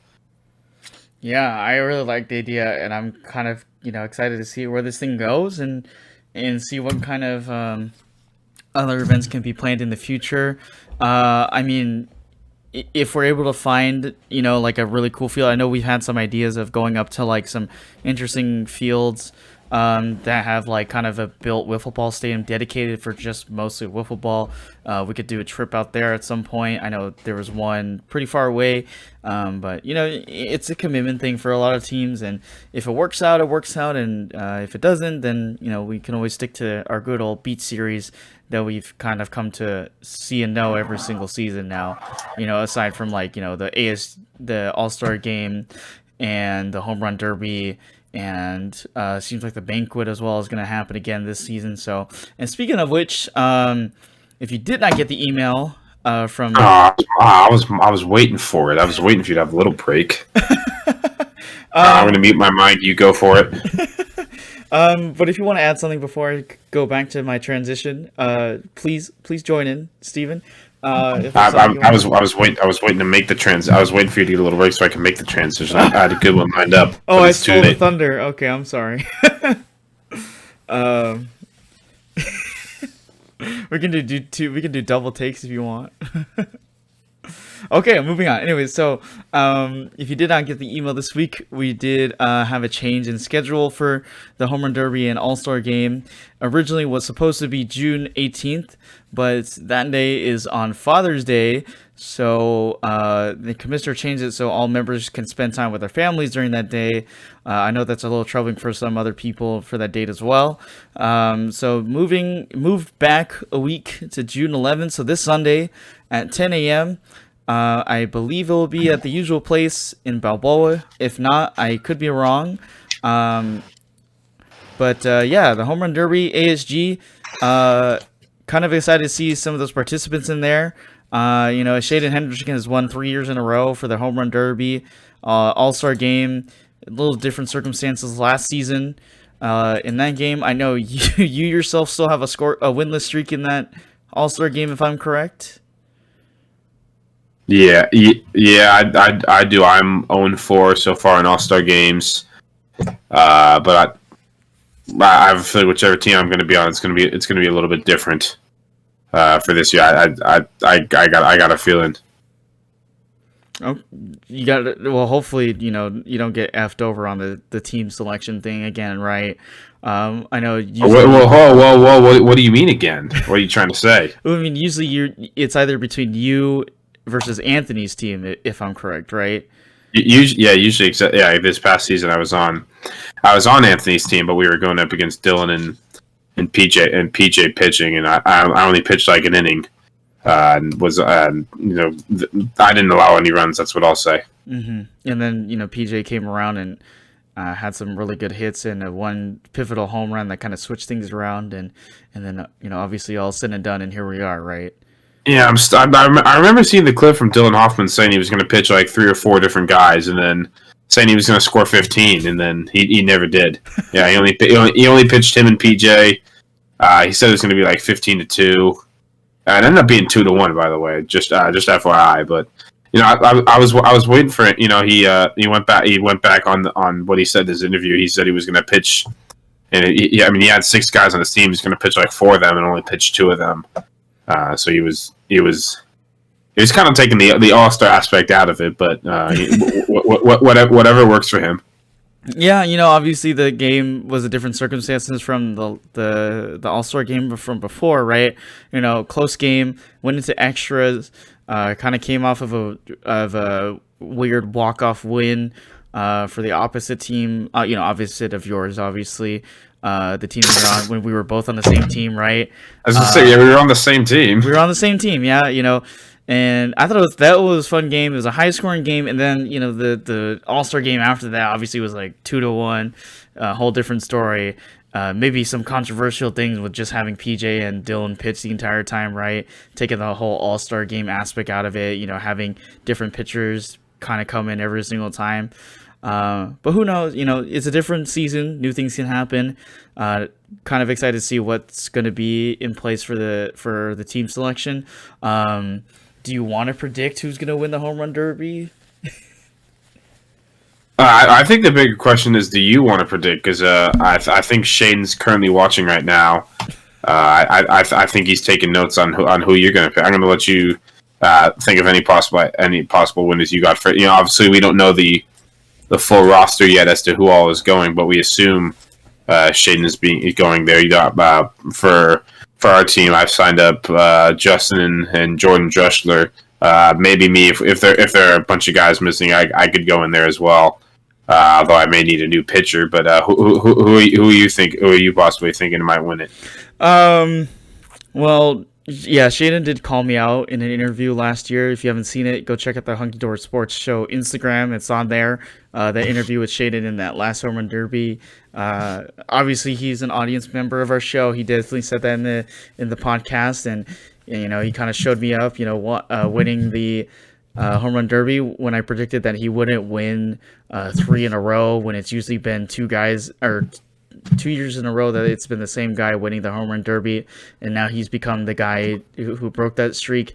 I think there's a different vibe this year in terms of the home run derby things. I mean, obviously Shaden is on top of things over there.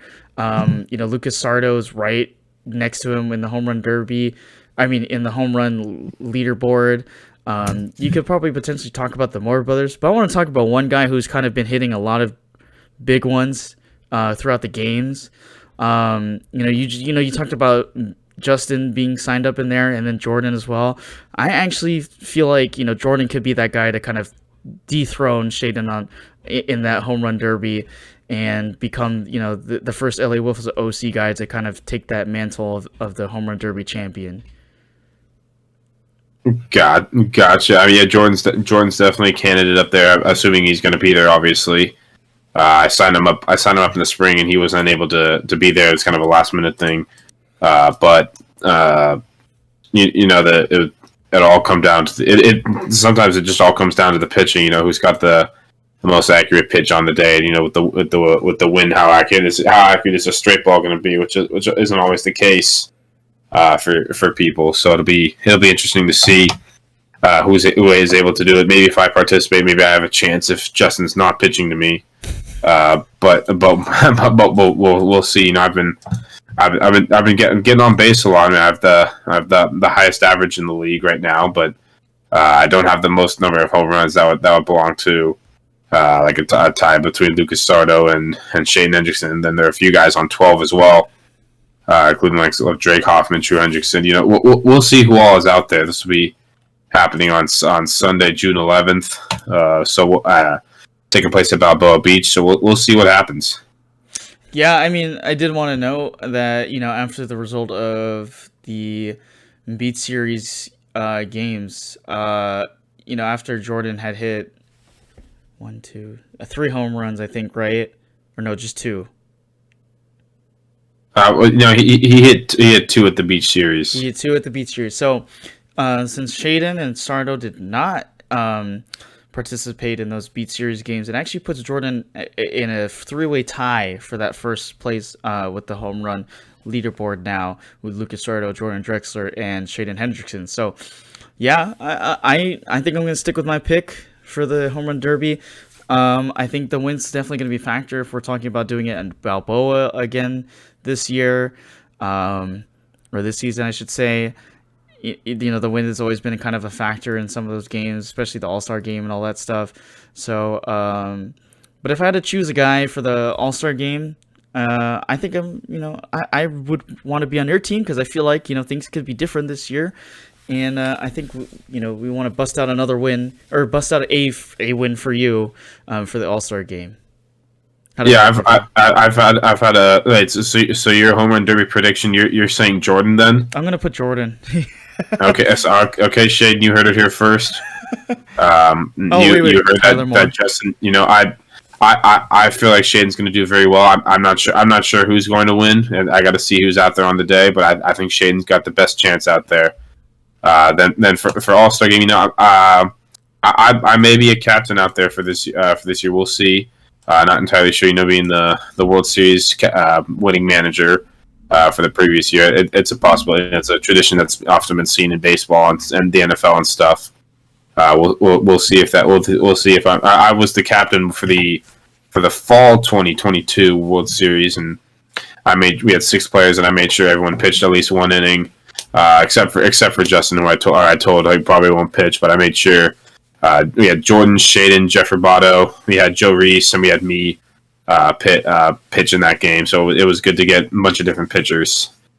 We had 5 going, whereas opposed to they only had 3 guys. The other Anthony's team had 3 guys pitched in that game. So we're about getting everyone involved. I mean, I did pitch 4 innings, but that was mainly because I was the last pitcher, and then as we went to extras, I pitched as long as I could because I was going hot. But I've had a couple years recently where if I was just on the winning team, I think I would have been the All-Star game MVP. Going back to the summer of 2023 and the fall of 2023, the summer of 2022 and fall of 2022, I believe had we won those games, I would have been the MVP. The summer game, I was really good. It was an 18-16 game, but I only allowed 2 runs and 4 innings pitched. Actually, funny enough, Jordan Dressler had the game-winning hit in that game. I also had like 3 or 4 hits in that game as well. And then the fall one, I made, to be kind of honest, it was kind of me or bust when it was coming to our offense. In terms of getting runs across and things like that. And then pitching wise, I threw 4 innings and I only allowed 1 run. It was very much a battle between me and Bobby at that time. But unfortunately, I haven't come away with one yet. But I'm predicting that this year is going to be different. I gotta see what the teams are, but those won't be announced until later on. Or maybe they do a draft style out there. We'll see. Maybe it's me and Anthony get a little draft style out there, so we'll find out and see what happens. It should be interesting to see for sure. We'll see how things are played, and hopefully it'll be a good atmosphere out there for both the All-Star Game and the Home Run Derby. Yeah, I mean, this obviously could be a year for a lot of newer guys to have a chance to enter the All-Star Game. As it is, the Moore brothers are obviously at the very top of getting into that conversation of being participants in the All-Star Game or even the Home Run Derby for that matter, which I believe they will be. You can also have a guy like Ryder Johnston get in there. Nick Hedges could be a return guy into that conversation. Obviously, you could have Froome, Joey Ponder, Lucas Sardo will probably be in there. Hayden Higger will probably be in there. I know some people sometimes aren't able to make it to the All-Star Game for obvious reasons. Nick Yusof could be another guy in there. We could see some newer people like Michael Haskov could be also a participant. His stat line has been really good, solid this year. But yeah, a lot of new names, new faces in the league, and I think we're going to see a lot of new different guys out there for the All-Star Game this season. Yeah, it's one of those. We'll see who all is available, but it should be. It should be a good day out there. It'll be a very busy day for you and I, wiffle ball wise. We have another event that we can't quite announce yet what's going on, but it should be a good day out there. Yeah, for sure. It'll be a long day, definitely, on Sunday. So, we'd love to see every single one of you guys out there for the All-Star Game, whether it's at New Balboa or any other park. We'll see you what the schedule is for that day and where we'll be ending up. And kind of excited to see what the outcome comes and see if Shaden is going to call me out or not if he does end up winning the Home Run Derby again. But let's continue talking about that email list a little bit before we get into our Week 7 schedule here. We had some interesting stuff about what's to come after this season, right? So, projected dates so far, we've got the Summer Classic, which is coming July 23rd through September 10th, which is a pretty long time between the summer season to the fall season. I think one of the longest gaps we probably ever has seen. I'm not sure, we could talk about like what's going to happen in that tournament. Not sure what the rules will be yet or what's going to, be the intangibles for that. Right. The fall season, registration is actually already up on the thing right there for early bird. That's going to start September 12th, go all the way till December 5th. And we're supposed to have an interesting news come out with the expansion into Division 1 and Division 2, and the inclusion of the Purple League, as described by the email, the fun league that has a few different rules and required co-ed, etc., will coexist with our main league. So, seems like we're gonna have a little mix up of things here for the coming up fall season. Any thoughts about some of those new things that are coming around? First off, with the terms of Division One versus Division Two, as much as maybe it doesn't want to get mentioned as much, there is a bit of a. Obviously, some teams are just better than others right now. Some teams are learning, and some teams that'll be coming out, some are just learning how to play and things like that. But for this, it'd be. I believe this teams would still be playing at the same time, and you'd have some crossover where some Division One plays some Division Two teams, but it would be more of a confined thing. You have it'll almost be kind of similar to American League and Central League, where you have like the top teams playing in Division Ones, and then some of the not as top teams playing in the Division Two area. And using that Division Two area to kind of be able to develop and figure out certain things, figure out how to play, figure out some different pitchers and stuff. I know, like for my team, we are highly considering like having a team in Division One and Division Two, having like some of our best guys in Division One, and then using our Division Two team to kind of develop some other pitchers. Get some guys some. I know guys like Ethan Lee want to pitch more, want to pitch a little bit, but just aren't able to. And the situation we're in, but they could possibly pitch more in this Division Two.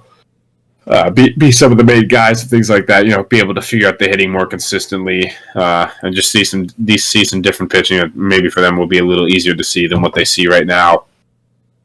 But overall, these will be some interesting changes for the league, and then you have the Purple League as well, because how many teams are signed up for that one. More stuff like requiring co-ed, certain different rules compared to OC with ball, things like that. So it'll be interesting to see how things balance, I should say. It'll be interesting to see how things shake up. Will some teams be a little more frustrated being in that just one in the bottom league one that maybe they think they shouldn't be, but just because you are in Division Two or Division One, it's not a bad thing.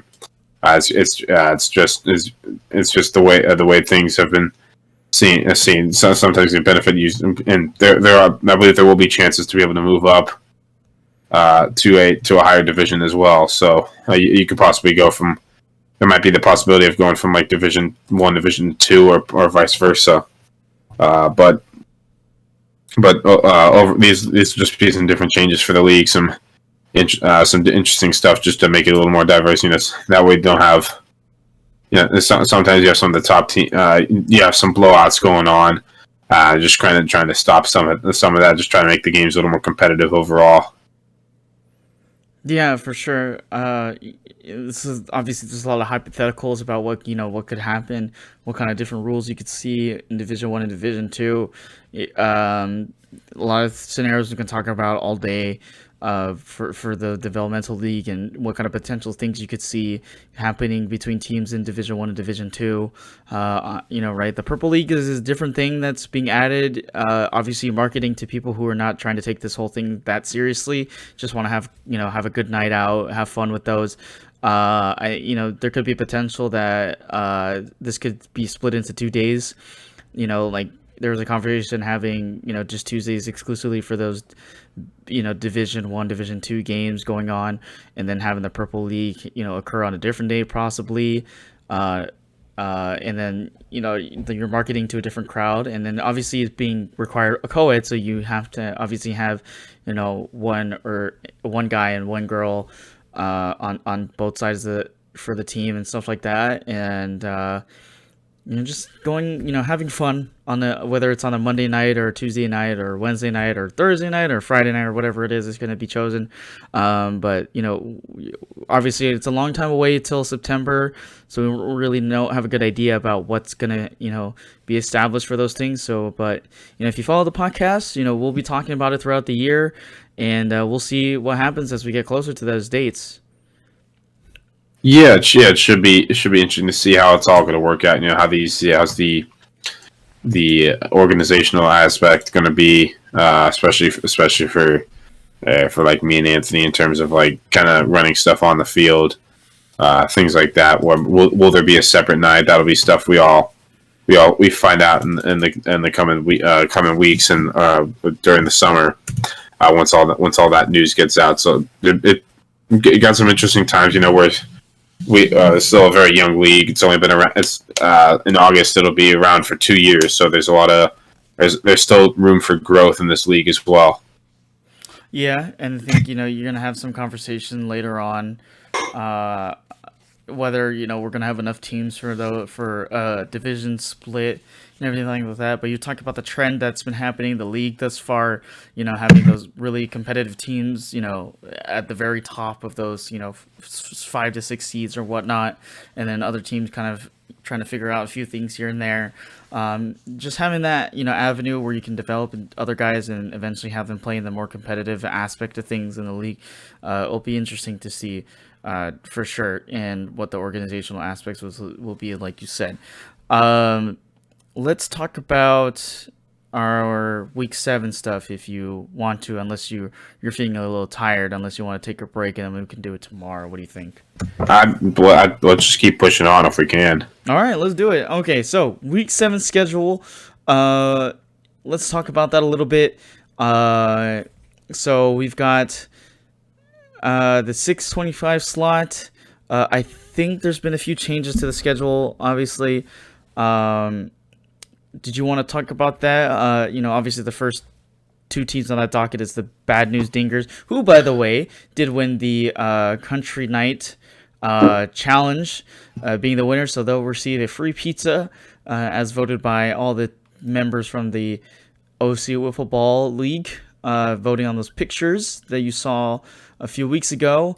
But they're taking on a tough team like the LA Whistle OC. There could be a little other aspects going on there, but I'll let you start off. Yeah, I mean, first off, it was a deserved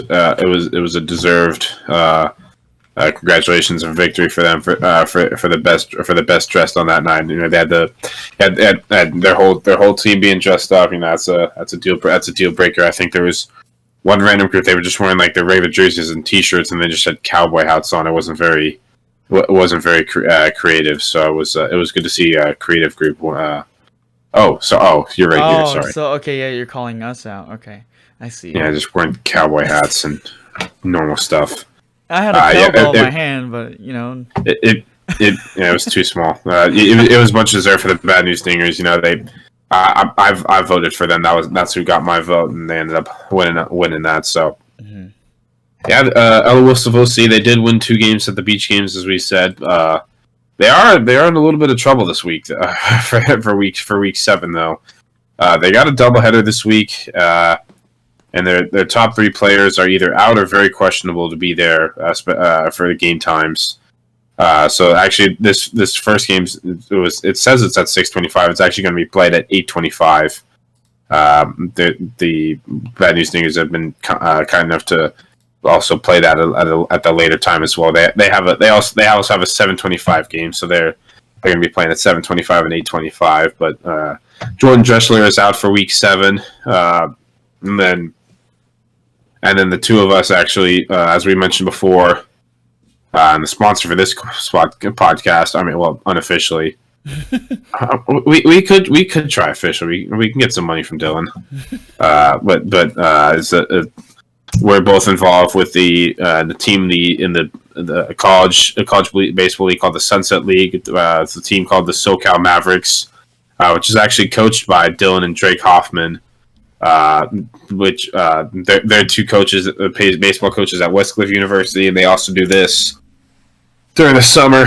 Justin's doing intern work, doing a lot of, like the announcing and things like that. I'm doing intern work as well, helping Justin with stuff and doing other things. And I'm also playing for the team. I'm a pitcher on the team. We have a game on Tuesday at 4:00 at Fullerton College. So we got to hope it's a quick game and then bus right over to the to the park to be able to hopefully be there on time. I'm not totally sure if we will be, to be honest, but we'll find out. If it was 6:25, it would be real tough to be able to get there on time.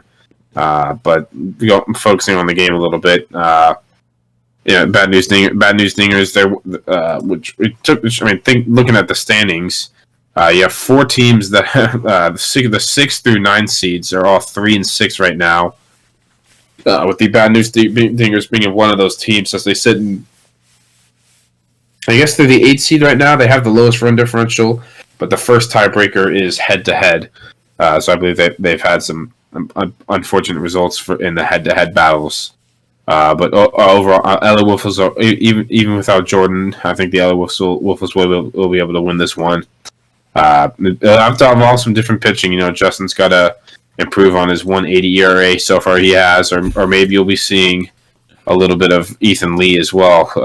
Who hasn't pitched in the league yet, but he's had some work. He does have some promise in him, so he might see an inning or two in between their 2 games. But it'll be a lot of Steven pitching, and then fill in the gaps after that. And then we got to see whether the offense is there or not. But I think we'll be able to hold on.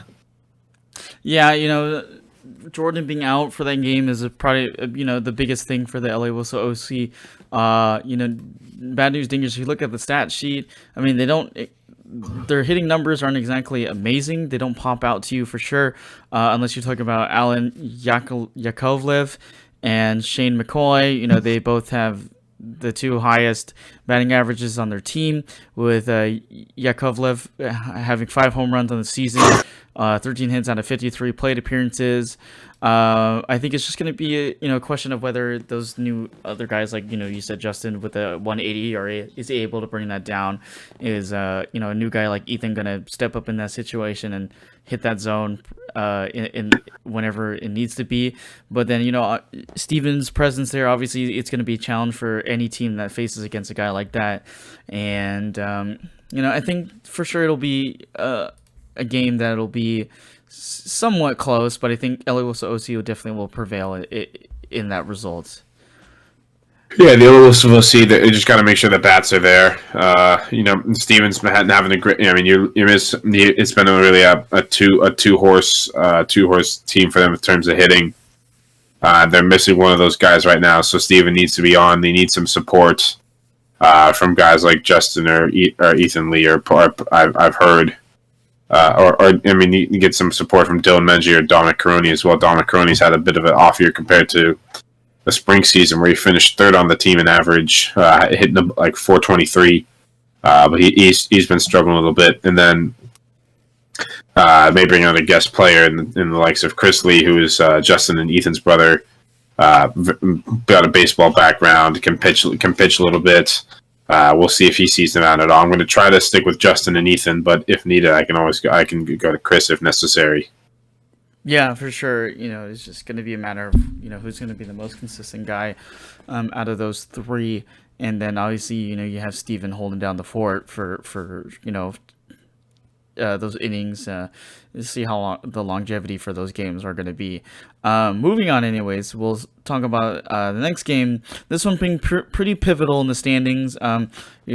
Obviously, Woosh has been on a good streak from a week ago, winning 2 games in a row, getting back up to the conversation of playoffs. They currently, in the standings, they currently are at the 6th seed. If they want to stay in that conversation, they got to beat the Brothers of Bash, who are kind of breathing behind their backs a little bit. Brothers of Bash have had an interesting week, winning 1, losing 1. They're currently in the 7th spot. I'm sure they want to be back in that conversation of playoffs and get back to where they were a season ago. But your thoughts about this game between Woosh and Brothers of Bash? Right. For Woosh, it's a jump unlike anything that's really been seen. The previous this past week they were 1-6. They were actually in the 12th seed. They were actually in last place, and then due to winning 2 games, they were able to jump all the way to a playoff spot right now.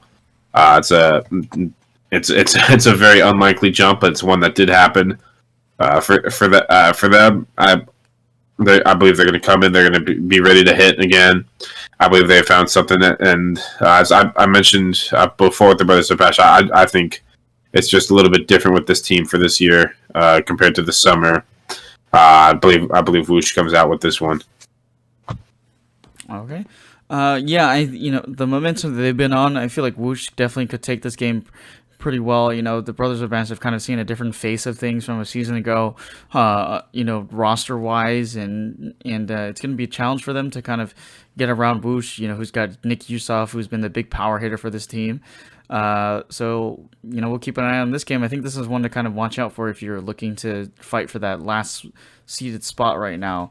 Especially with teams like the Goat Hill Pitchers and the Bad News Dingers that kind of being around that area. This is this is one to check out and just make sure, just see if who kind of wins this one. This will be a big one for the standings because either one of these can push these teams up to the 6th seed at this point, because the 6th through 9th seeds is the only 2 teams from that area playing at least at the first time. So we'll see who's able to pull out with a victory here. Yeah. Definitely one of those big ones to see. Definitely not the biggest one to keep an eye out for if you're looking at the schedule. But for the next game, Wiffle D's and Trash Pandas, Wiffle D's coming off a tough loss in the Beat series, and then Trash Pandas coming in here.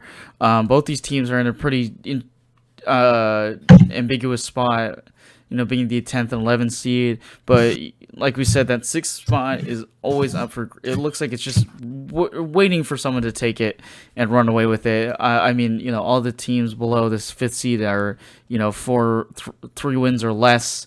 So I think this is another one of those pivotal ones to see who's going to be stepping up in those standings and trying to move up to steal that 6th spot. So it's either going to be Wiffle D's or Trash Pandas. Yeah, both teams are very much improved from where they were at the beginning of the year. Both teams have figured out some pitching. They've been able to improve on that aspect. Overall, I think it's good. I think this actually made a low scoring game. Both teams can score, especially the Trash Pandas. They can score a lot, but I think this is going to be a very close game. I'm going to take Wiffle D's to come out on top. They lost. They barely lost to the Beach City Bombers in a 7-5 game on the beach, I believe. From what I saw, there was some good pitching against the MS Warriors even last week. Even though the score didn't represent it, I thought there was some good pitching. They were able to stay off balance. So I'm going to take Wiffle D's to go out there and try to make their push for a playoff spot. If they win this game, whoever wins this game will be. If Wiffle D's wins this game, I should say, they'll be 3-6, so they could be looking at possibly getting in, and also play another game later. So we'll see if they could possibly go 2-0 and move themselves up into the playoff hunt. Yeah, I think this is kind of just where we see a lot of teams kind of figure out where their spot is in the standings, and we get to see finally who's going to be the ones that steal whichever spots and whatnot. And with the rest of these games that we're about to talk about, we could see that change pretty rapidly here. The next game being LA Wilsa OC in the rematch against Whoosh. Obviously, the LA Wilsa OC and Whoosh played against each other earlier in the season, with LA Wilsa OC coming out on top. Whoosh definitely needing to get this win if they want to continue that win streak, if they are able to come away with a win against the Brothers of Bash. But I kind of see this one as still kind of being a tough one for Whoosh as well, unless those bats keep on rolling for them. Yeah, it's gonna be. I mean, if Whoosh is gonna do it, this is the week to do it. With Jordan being out, and Steven and Justin being questionable on when exactly they'll get there.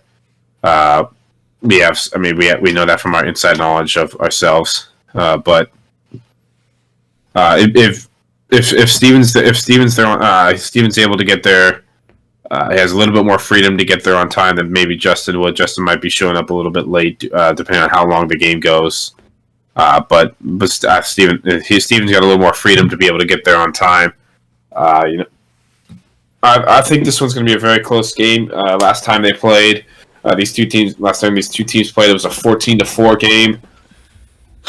Steven, I think he went like 4 for 5 with 2 home runs and 2 walks as well.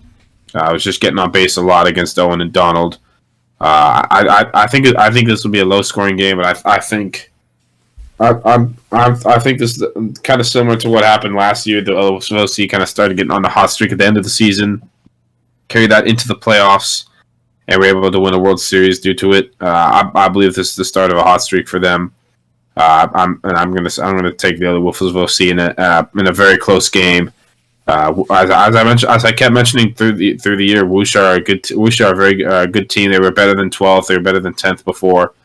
But we'll see. We'll see if they're able to be better than 6 right now. Yeah, for sure. So this is kind of the make or break week for them to kind of fight for that six seed spot. Moving on, after the LA Wolves OC take on Whoosh, we got the Trash Pandas taking on the Bad News Dingers. If Bad News Dingers come out on top on this game, they can add some fuel to the flame if they want to fight for that 6th spot when they take on the LA Wolves OC. Obviously that's still being a pretty tough challenge in itself overall, but I think Bad News Dingers definitely have the edge over the Trash Pandas in this one. Yeah, this one's a real tough one to predict. This might be the hardest one to predict of the week. Even though it does, don't have the teams with the highest records. These are two. I mean, you have Bad News Dingers who haven't allowed many runs on the year, versus or as many, especially as some other teams. You have them taking on the Trash Pandas, who they score a lot. They score a lot of runs, and then I think it's going to be a very close game. I predict the Trash Pandas will be losing that first game. And my prediction is that the Trash Pandas is going to bounce back. They're going to be hungry, and they're going to win this second game versus the Bad News Dingers. I believe the pitching from the pitching improvement. If we have like a most improved award, I mentioned it earlier. Mo Wright might be getting that award based off the amount of improvement, especially pitching he's made. He wasn't a pitcher at all in the beginning of the year, and then all of a sudden he's now become their main guy who's pitched like 4 innings a game. So I believe overall, I believe at the end of the day they'll be able to win this game versus Bad News Dingers. Yeah, obviously the prediction being split 50-50 between us. So yeah, pretty tough one to kind of predict on what the results will be. We'll definitely keep an eye out for this one. Moving on to the next game, we've got the Go Hill pitchers taking on Wiffle-Dees. I feel like this one might also be kind of close if Wiffle-Dees prove that they've been the team that also has been improving on the pitching side against a team, who's kind of had a weird strategy throughout the year with, Hornich and Anthony switching off with each other. So I think this one is interesting to kind of dissect between the two teams and see who's going to be the ones that take out each other. I feel like Wiffle-Dees might take this one, if they're, coming off a win off the Trash Pandas, having that confidence in there and carrying that over into this game. Yeah, I mean, this one's also not an easy one to decide. You got the 9 versus 10 seed right now. I mean, Wiffle-Dees, they need these 2 wins this week if they're going to make a playoff push, and Goat Hill pitchers, if they want to be able to maintain, and they got another game later as well. But if they want to be able to make the playoffs, they really need a win or probably 2 here to try to start securing their spot. Realistically, I believe, and I mean, really, there are 5 teams in the 6. Actually, there are 6 teams in the 6 through 11 spot that could have a chance of making the playoffs. But it's going to just come down who's going to get a little bit of a hot streak and who's got a favorable schedule. Look at the team like. You look at a team like the Good Hill pitchers, they especially this week, they got a little bit of a more favorable schedule, going against some tough teams the previous week and getting a big win versus the other Wolves of OC. But this one's a very tough one to decide. But I'm gonna take the Goat Hill pitchers in a very close game. Some might even call it an upset based off the way Wiffle-Dees has played. I believe Goat Hill pitchers are gonna, assuming they have all their players. I'm not making your mistake. But I believe it's going to be. I believe they've had Lauren pitch at times. My guess is that she won't pitch in this game, but it's going to be a very close game. Be a lot of Anthony and Matt pitching. They are in right field. I'm interested to see if there's a radar gun out there, but I believe they're going to come out with this victory. Yeah, for sure. I think both of these big games back to back are going to be tough to kind of judge overall and see where this kind of takes them. The next game we've got Avocabros, who's starting their doubleheader at this time slot, and then Brothers of Bash coming off of a game against Whoosh. Obviously, I think we're expecting Whoosh to kind of take things here in the bag. Brothers of Bash, they're going to be, taking a hit if they do lose to Whoosh. But if they, going into this game against Avocabros definitely are trying to fight for securing that fifth spot. They switched around things on the run differential side of things, and they're holding on to the fifth spot. So if they want to start off things in the right way to keep them in that running, then this is the best place to do it. Yeah, it's funny looking at the schedule. The Brothers of Bash are the 9 seed and the 7 seed right now. If you look at the schedule, but that's a little bit of a mistake. They are currently the 7 seed right now. Currently sitting at 3-6.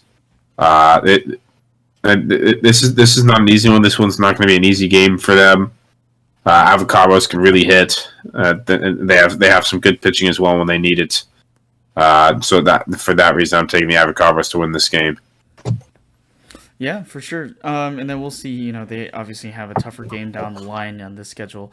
But moving on, we got I was going to say quickly. Yeah. I think this week is the week the Avocados have. I mean, it's the chance for them to make a statement.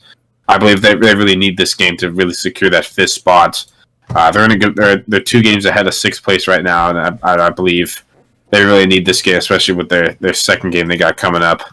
It's going to be tough for them to be able to win their next games, but we'll get to that in a little bit. But I believe they're going to come out on top in this game. It's got the chance to not be close, depending on how things go, but we'll see. Yeah, for sure. If they're able to keep those runs going with Sardo and Hager brothers continuing to roll the bats. The next game is probably the most widely anticipated game. We got the 3rd seed and the 1st seed. The former plastic pitches teams, the MS Warriors and the Purple Huskies facing off each other. This could be the one where we see potential falling of the schedule. This is kind of maybe where you see some the Purple Huskies maybe make a mistake. Take a hit on the record and give the Beach City Bombers a chance to fight for that 1st seed if they want to. I think this is probably the biggest game on the schedule here for this week, with the MS Warriors taking on the Purple Huskies. I think this one might be the closest game we might see all day. Yeah, the battle of the Hoffman brothers. You have Drake and Dylan as the 2 captains of these teams. It's gonna be a battle out there. Both guys will be coming straight. Both the captains will be coming straight from their game, straight from their college game, as we mentioned. As so will Justin and I. This one's the Purple Huskies have been great all year. Obviously, they're 9-0 right now. MS Warriors just coming off a loss to the LA Wolves of OC, now moving to 7-2.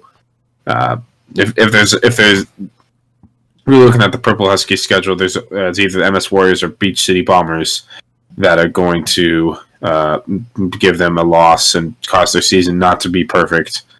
But which I believe it's got a chance of happening this week. I'm curious to see your prediction before I make my prediction, though. I feel like this is gonna be the biggest game, in the biggest moment. I still feel like the Purple Huskies are riding off a good wave of streaks here. Obviously, they're facing off a tough pitcher against Dylan Hoffman. Joy Ponder has been questionable, a little rocky in those pitching situations as their second pitcher for the MS Warriors. So I feel like as soon as once Dylan is off that docket sheet and they move over to Joey Ponder, I think that's when things kind of might really open up for the Purple Huskies. They have the Purple Huskies consistent pitching. You get Drake, Shade, and True. They've been going to those guys the entire way, evening out those numbers and holding down the fort on all sides of the ball. So I feel like we're not going to see a big change in the score until we get to Joey Ponder getting into that pitching spot as the second guy in there. So I feel like Purple Huskies may take this one. If the scenario that we're seeing and the trend that we're seeing is going to stay the same. Gotcha. Yeah. It'll be interesting to see who all. I'm also curious who's going to pitch for the Purple Huskies. Is it the time where True starts pitching 4 innings against the other Savosi? True did. I believe he ended pitching 3 2/3. Drake Hoffman did not pitch very well on the mound. He gave up a solo home run to start off the inning, and then he walked in a run as well. I'm wondering if this is the time where True tells Drake, it's like, hey, I think it's time you let me start pitching more. Which will be interesting because Drake does need to pitch as well because Hayden won't be here for the he may be gone. This may be his last week. I'm not 100% sure on that, but this could potentially be his last week there. I'm slightly leaning towards the MS Warriors right now, but just a slight lean right now. It's a very hard one to predict overall. But I think the MS Warriors can find a way to hit True. They've beaten him before when True was on the Wise Guys and it was the plastic pitches. I remember that's 6-4 game. I know True wasn't pitching, but I remember that 6-4 game they had in the fall 2022 versus it was to decide who either won the league or finished in second place. And the MS Warriors were able to win that one. So I'm slightly leaning to them, handing the first loss to the Purple Huskies. Okay, yeah. So we'll see where our predictions lie and who's going to take this win here on this game and if our scenarios play out or not. Moving on, we got the Beach City Bombers taking on the Avocabros.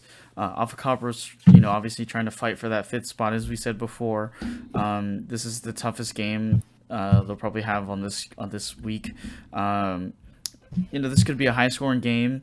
We've seen Beach City Bombers being hittable at times. Giving up 5 runs in that Beach series against Wiffle D's. Avocabros do have the good bats that they can. I feel like there could be different momentum swings throughout this game. Could this be where Beach City Bombers lose their momentum potentially? We could say yes for sure. Can Avocabros come away with a win here? I feel like if the pitching is consistent, absolutely.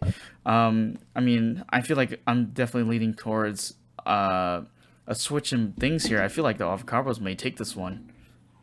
I think this is going to be a high scoring game. I believe the Avocabros. Lucas Soto does throw some similar pitches towards Zach, to what Zach and Tyler throw in certain ways. Especially with that drop pitch, I think they're going to be comfortable with it. I think they'll be able to get some runs, but I think the offense of the Beach City Bombers is ready. It's getting hot at the right time. They scored 13 runs off of the Goat Hill pitchers last week. Even though they had their struggles at the beach, I know Tyler expressed some frustrations with the way they played. So I believe they're going to come out swinging and ready to play, and I think they're going to win. I think the Beach City Bombers are going to win this one in a high scoring game. Okay, for sure. Yeah, so we're kind of split on some pretty interesting games here. So we'll see, what comes, after we come back after the next week and come to that Scuffed Up episode 11.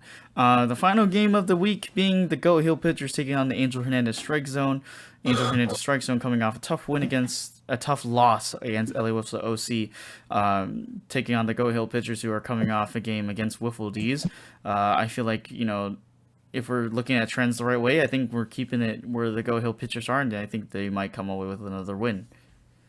Yeah, that's my prediction. That's my prediction as well. I'm predicting the Goat Hill pitchers to go 2-0 on the day, move to 5-6, potentially give them that 6th spot right now. Angel Hernandez, the strike zone did look good for the first 4 innings against the other Wolves of OC. They were able to get the timely hitting they needed. But against Goat Hill pitchers, I think they'll be able. Other Wolves of OC, it's a lot more trying to get contact and things like that. It's not necessarily home run or get out. I think the Goat Hill pitchers a little bit more of either go for the home run or you get out. So I believe they're going to get a little bit more home runs. They're going to be a little more comfortable. The wind's not going to be affecting the pitches as much out there as compared to the beach. So I think the Goat Hill pitchers will be able to get some offense going and they'll be able to win this game. All right, well, that's our predictions and our breakdown of Week 7 games. we're coming, to the close of the episode 10 for that Scuffed Up.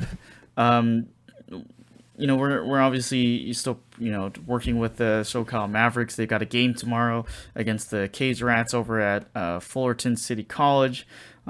So kind of excited to see how this season's going to play out, and kind of getting to know Dylan and Kyle Froome and the Hoffman brothers a little more, and kind of meeting a lot of new faces out there on the field.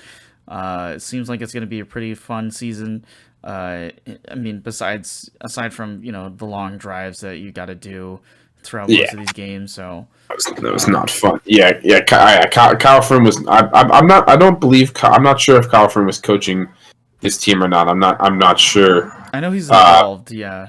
Yeah. We'll see. But I mean, we did have a scrimmage type game on Sunday.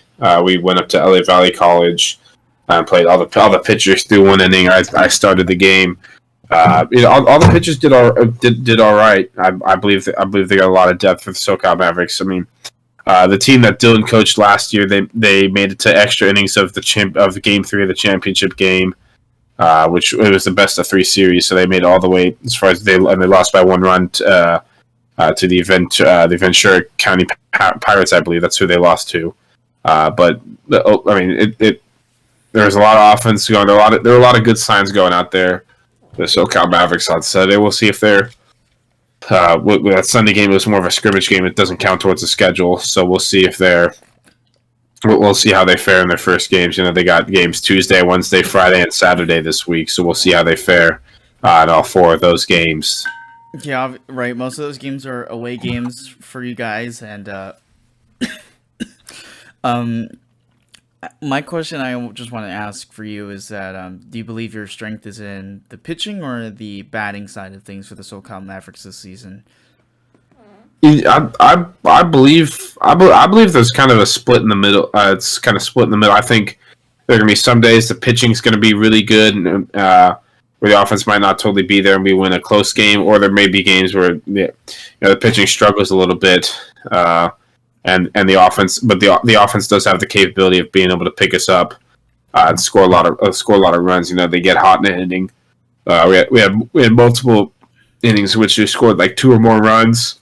As well, so it should be interesting. I believe there's a good balance in this group.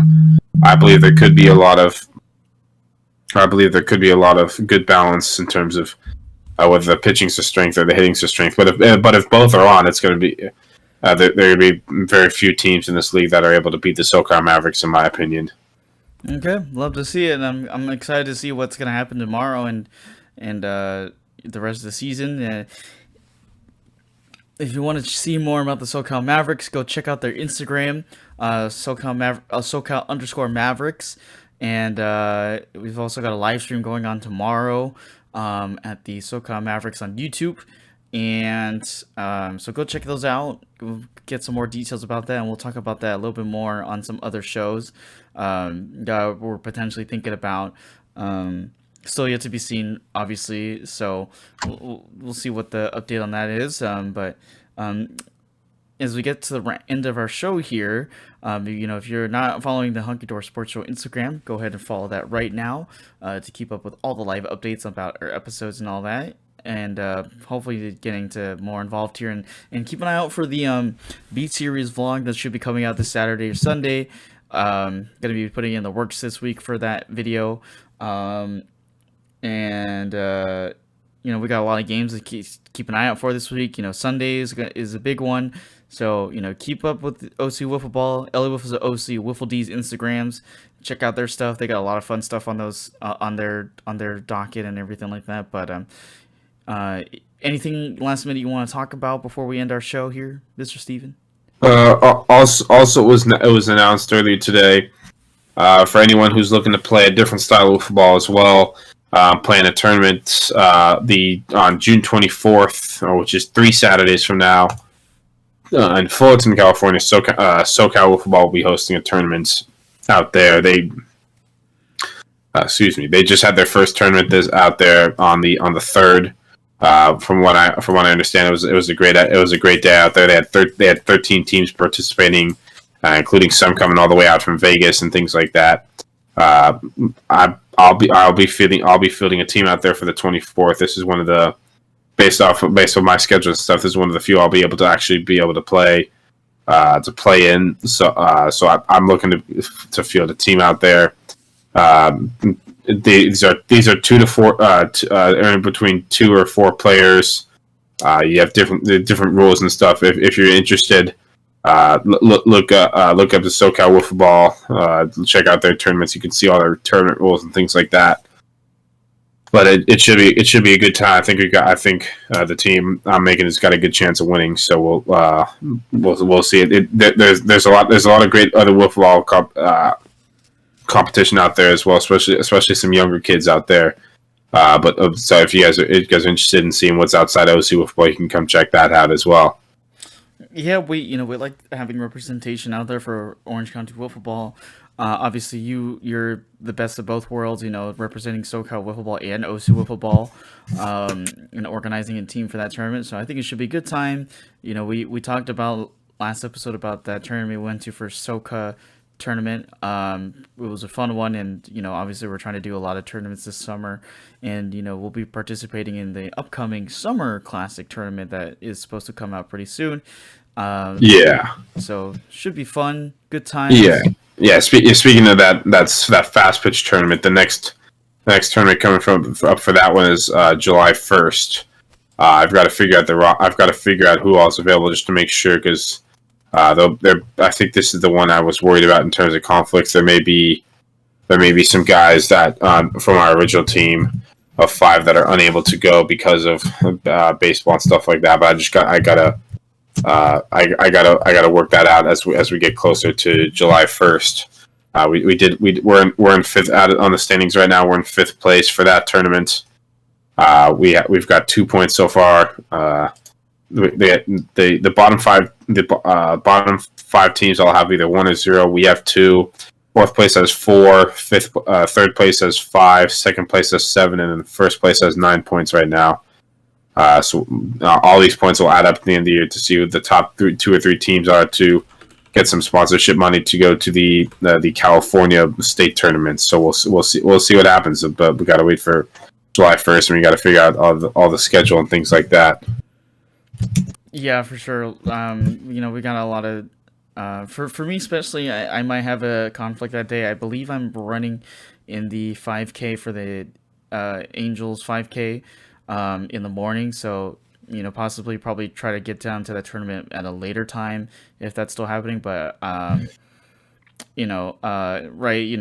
roster might be a little different in terms of shape, so we'll see what happens for that. But I think we're trying to do a pretty good trend here and trying to put some teams together and go for that state tournament that's supposed to come up at some point. Yeah, that's the goal for it if possible. We'll see if that's becomes a possibility. That's obviously what we're trying to go for, to be able to get some money and things like that. If we want to possibly go out there, that would be cool for us.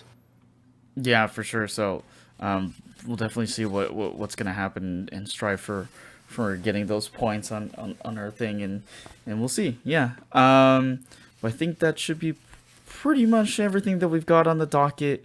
I think we covered up pretty much everything else. I think for the next episode, I think we've been in the talks with Dylan Hoffman, trying to get him on an interview, or possibly Tyler Moore, maybe some guys from our team as well.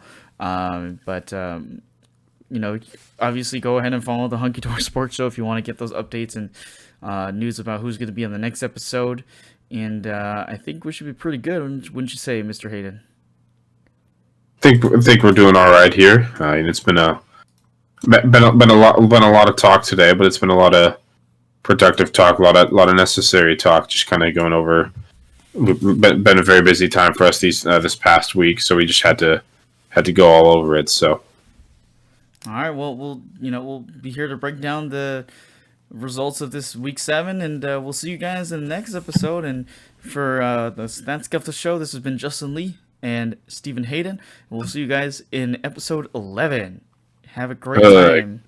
Go Cubs.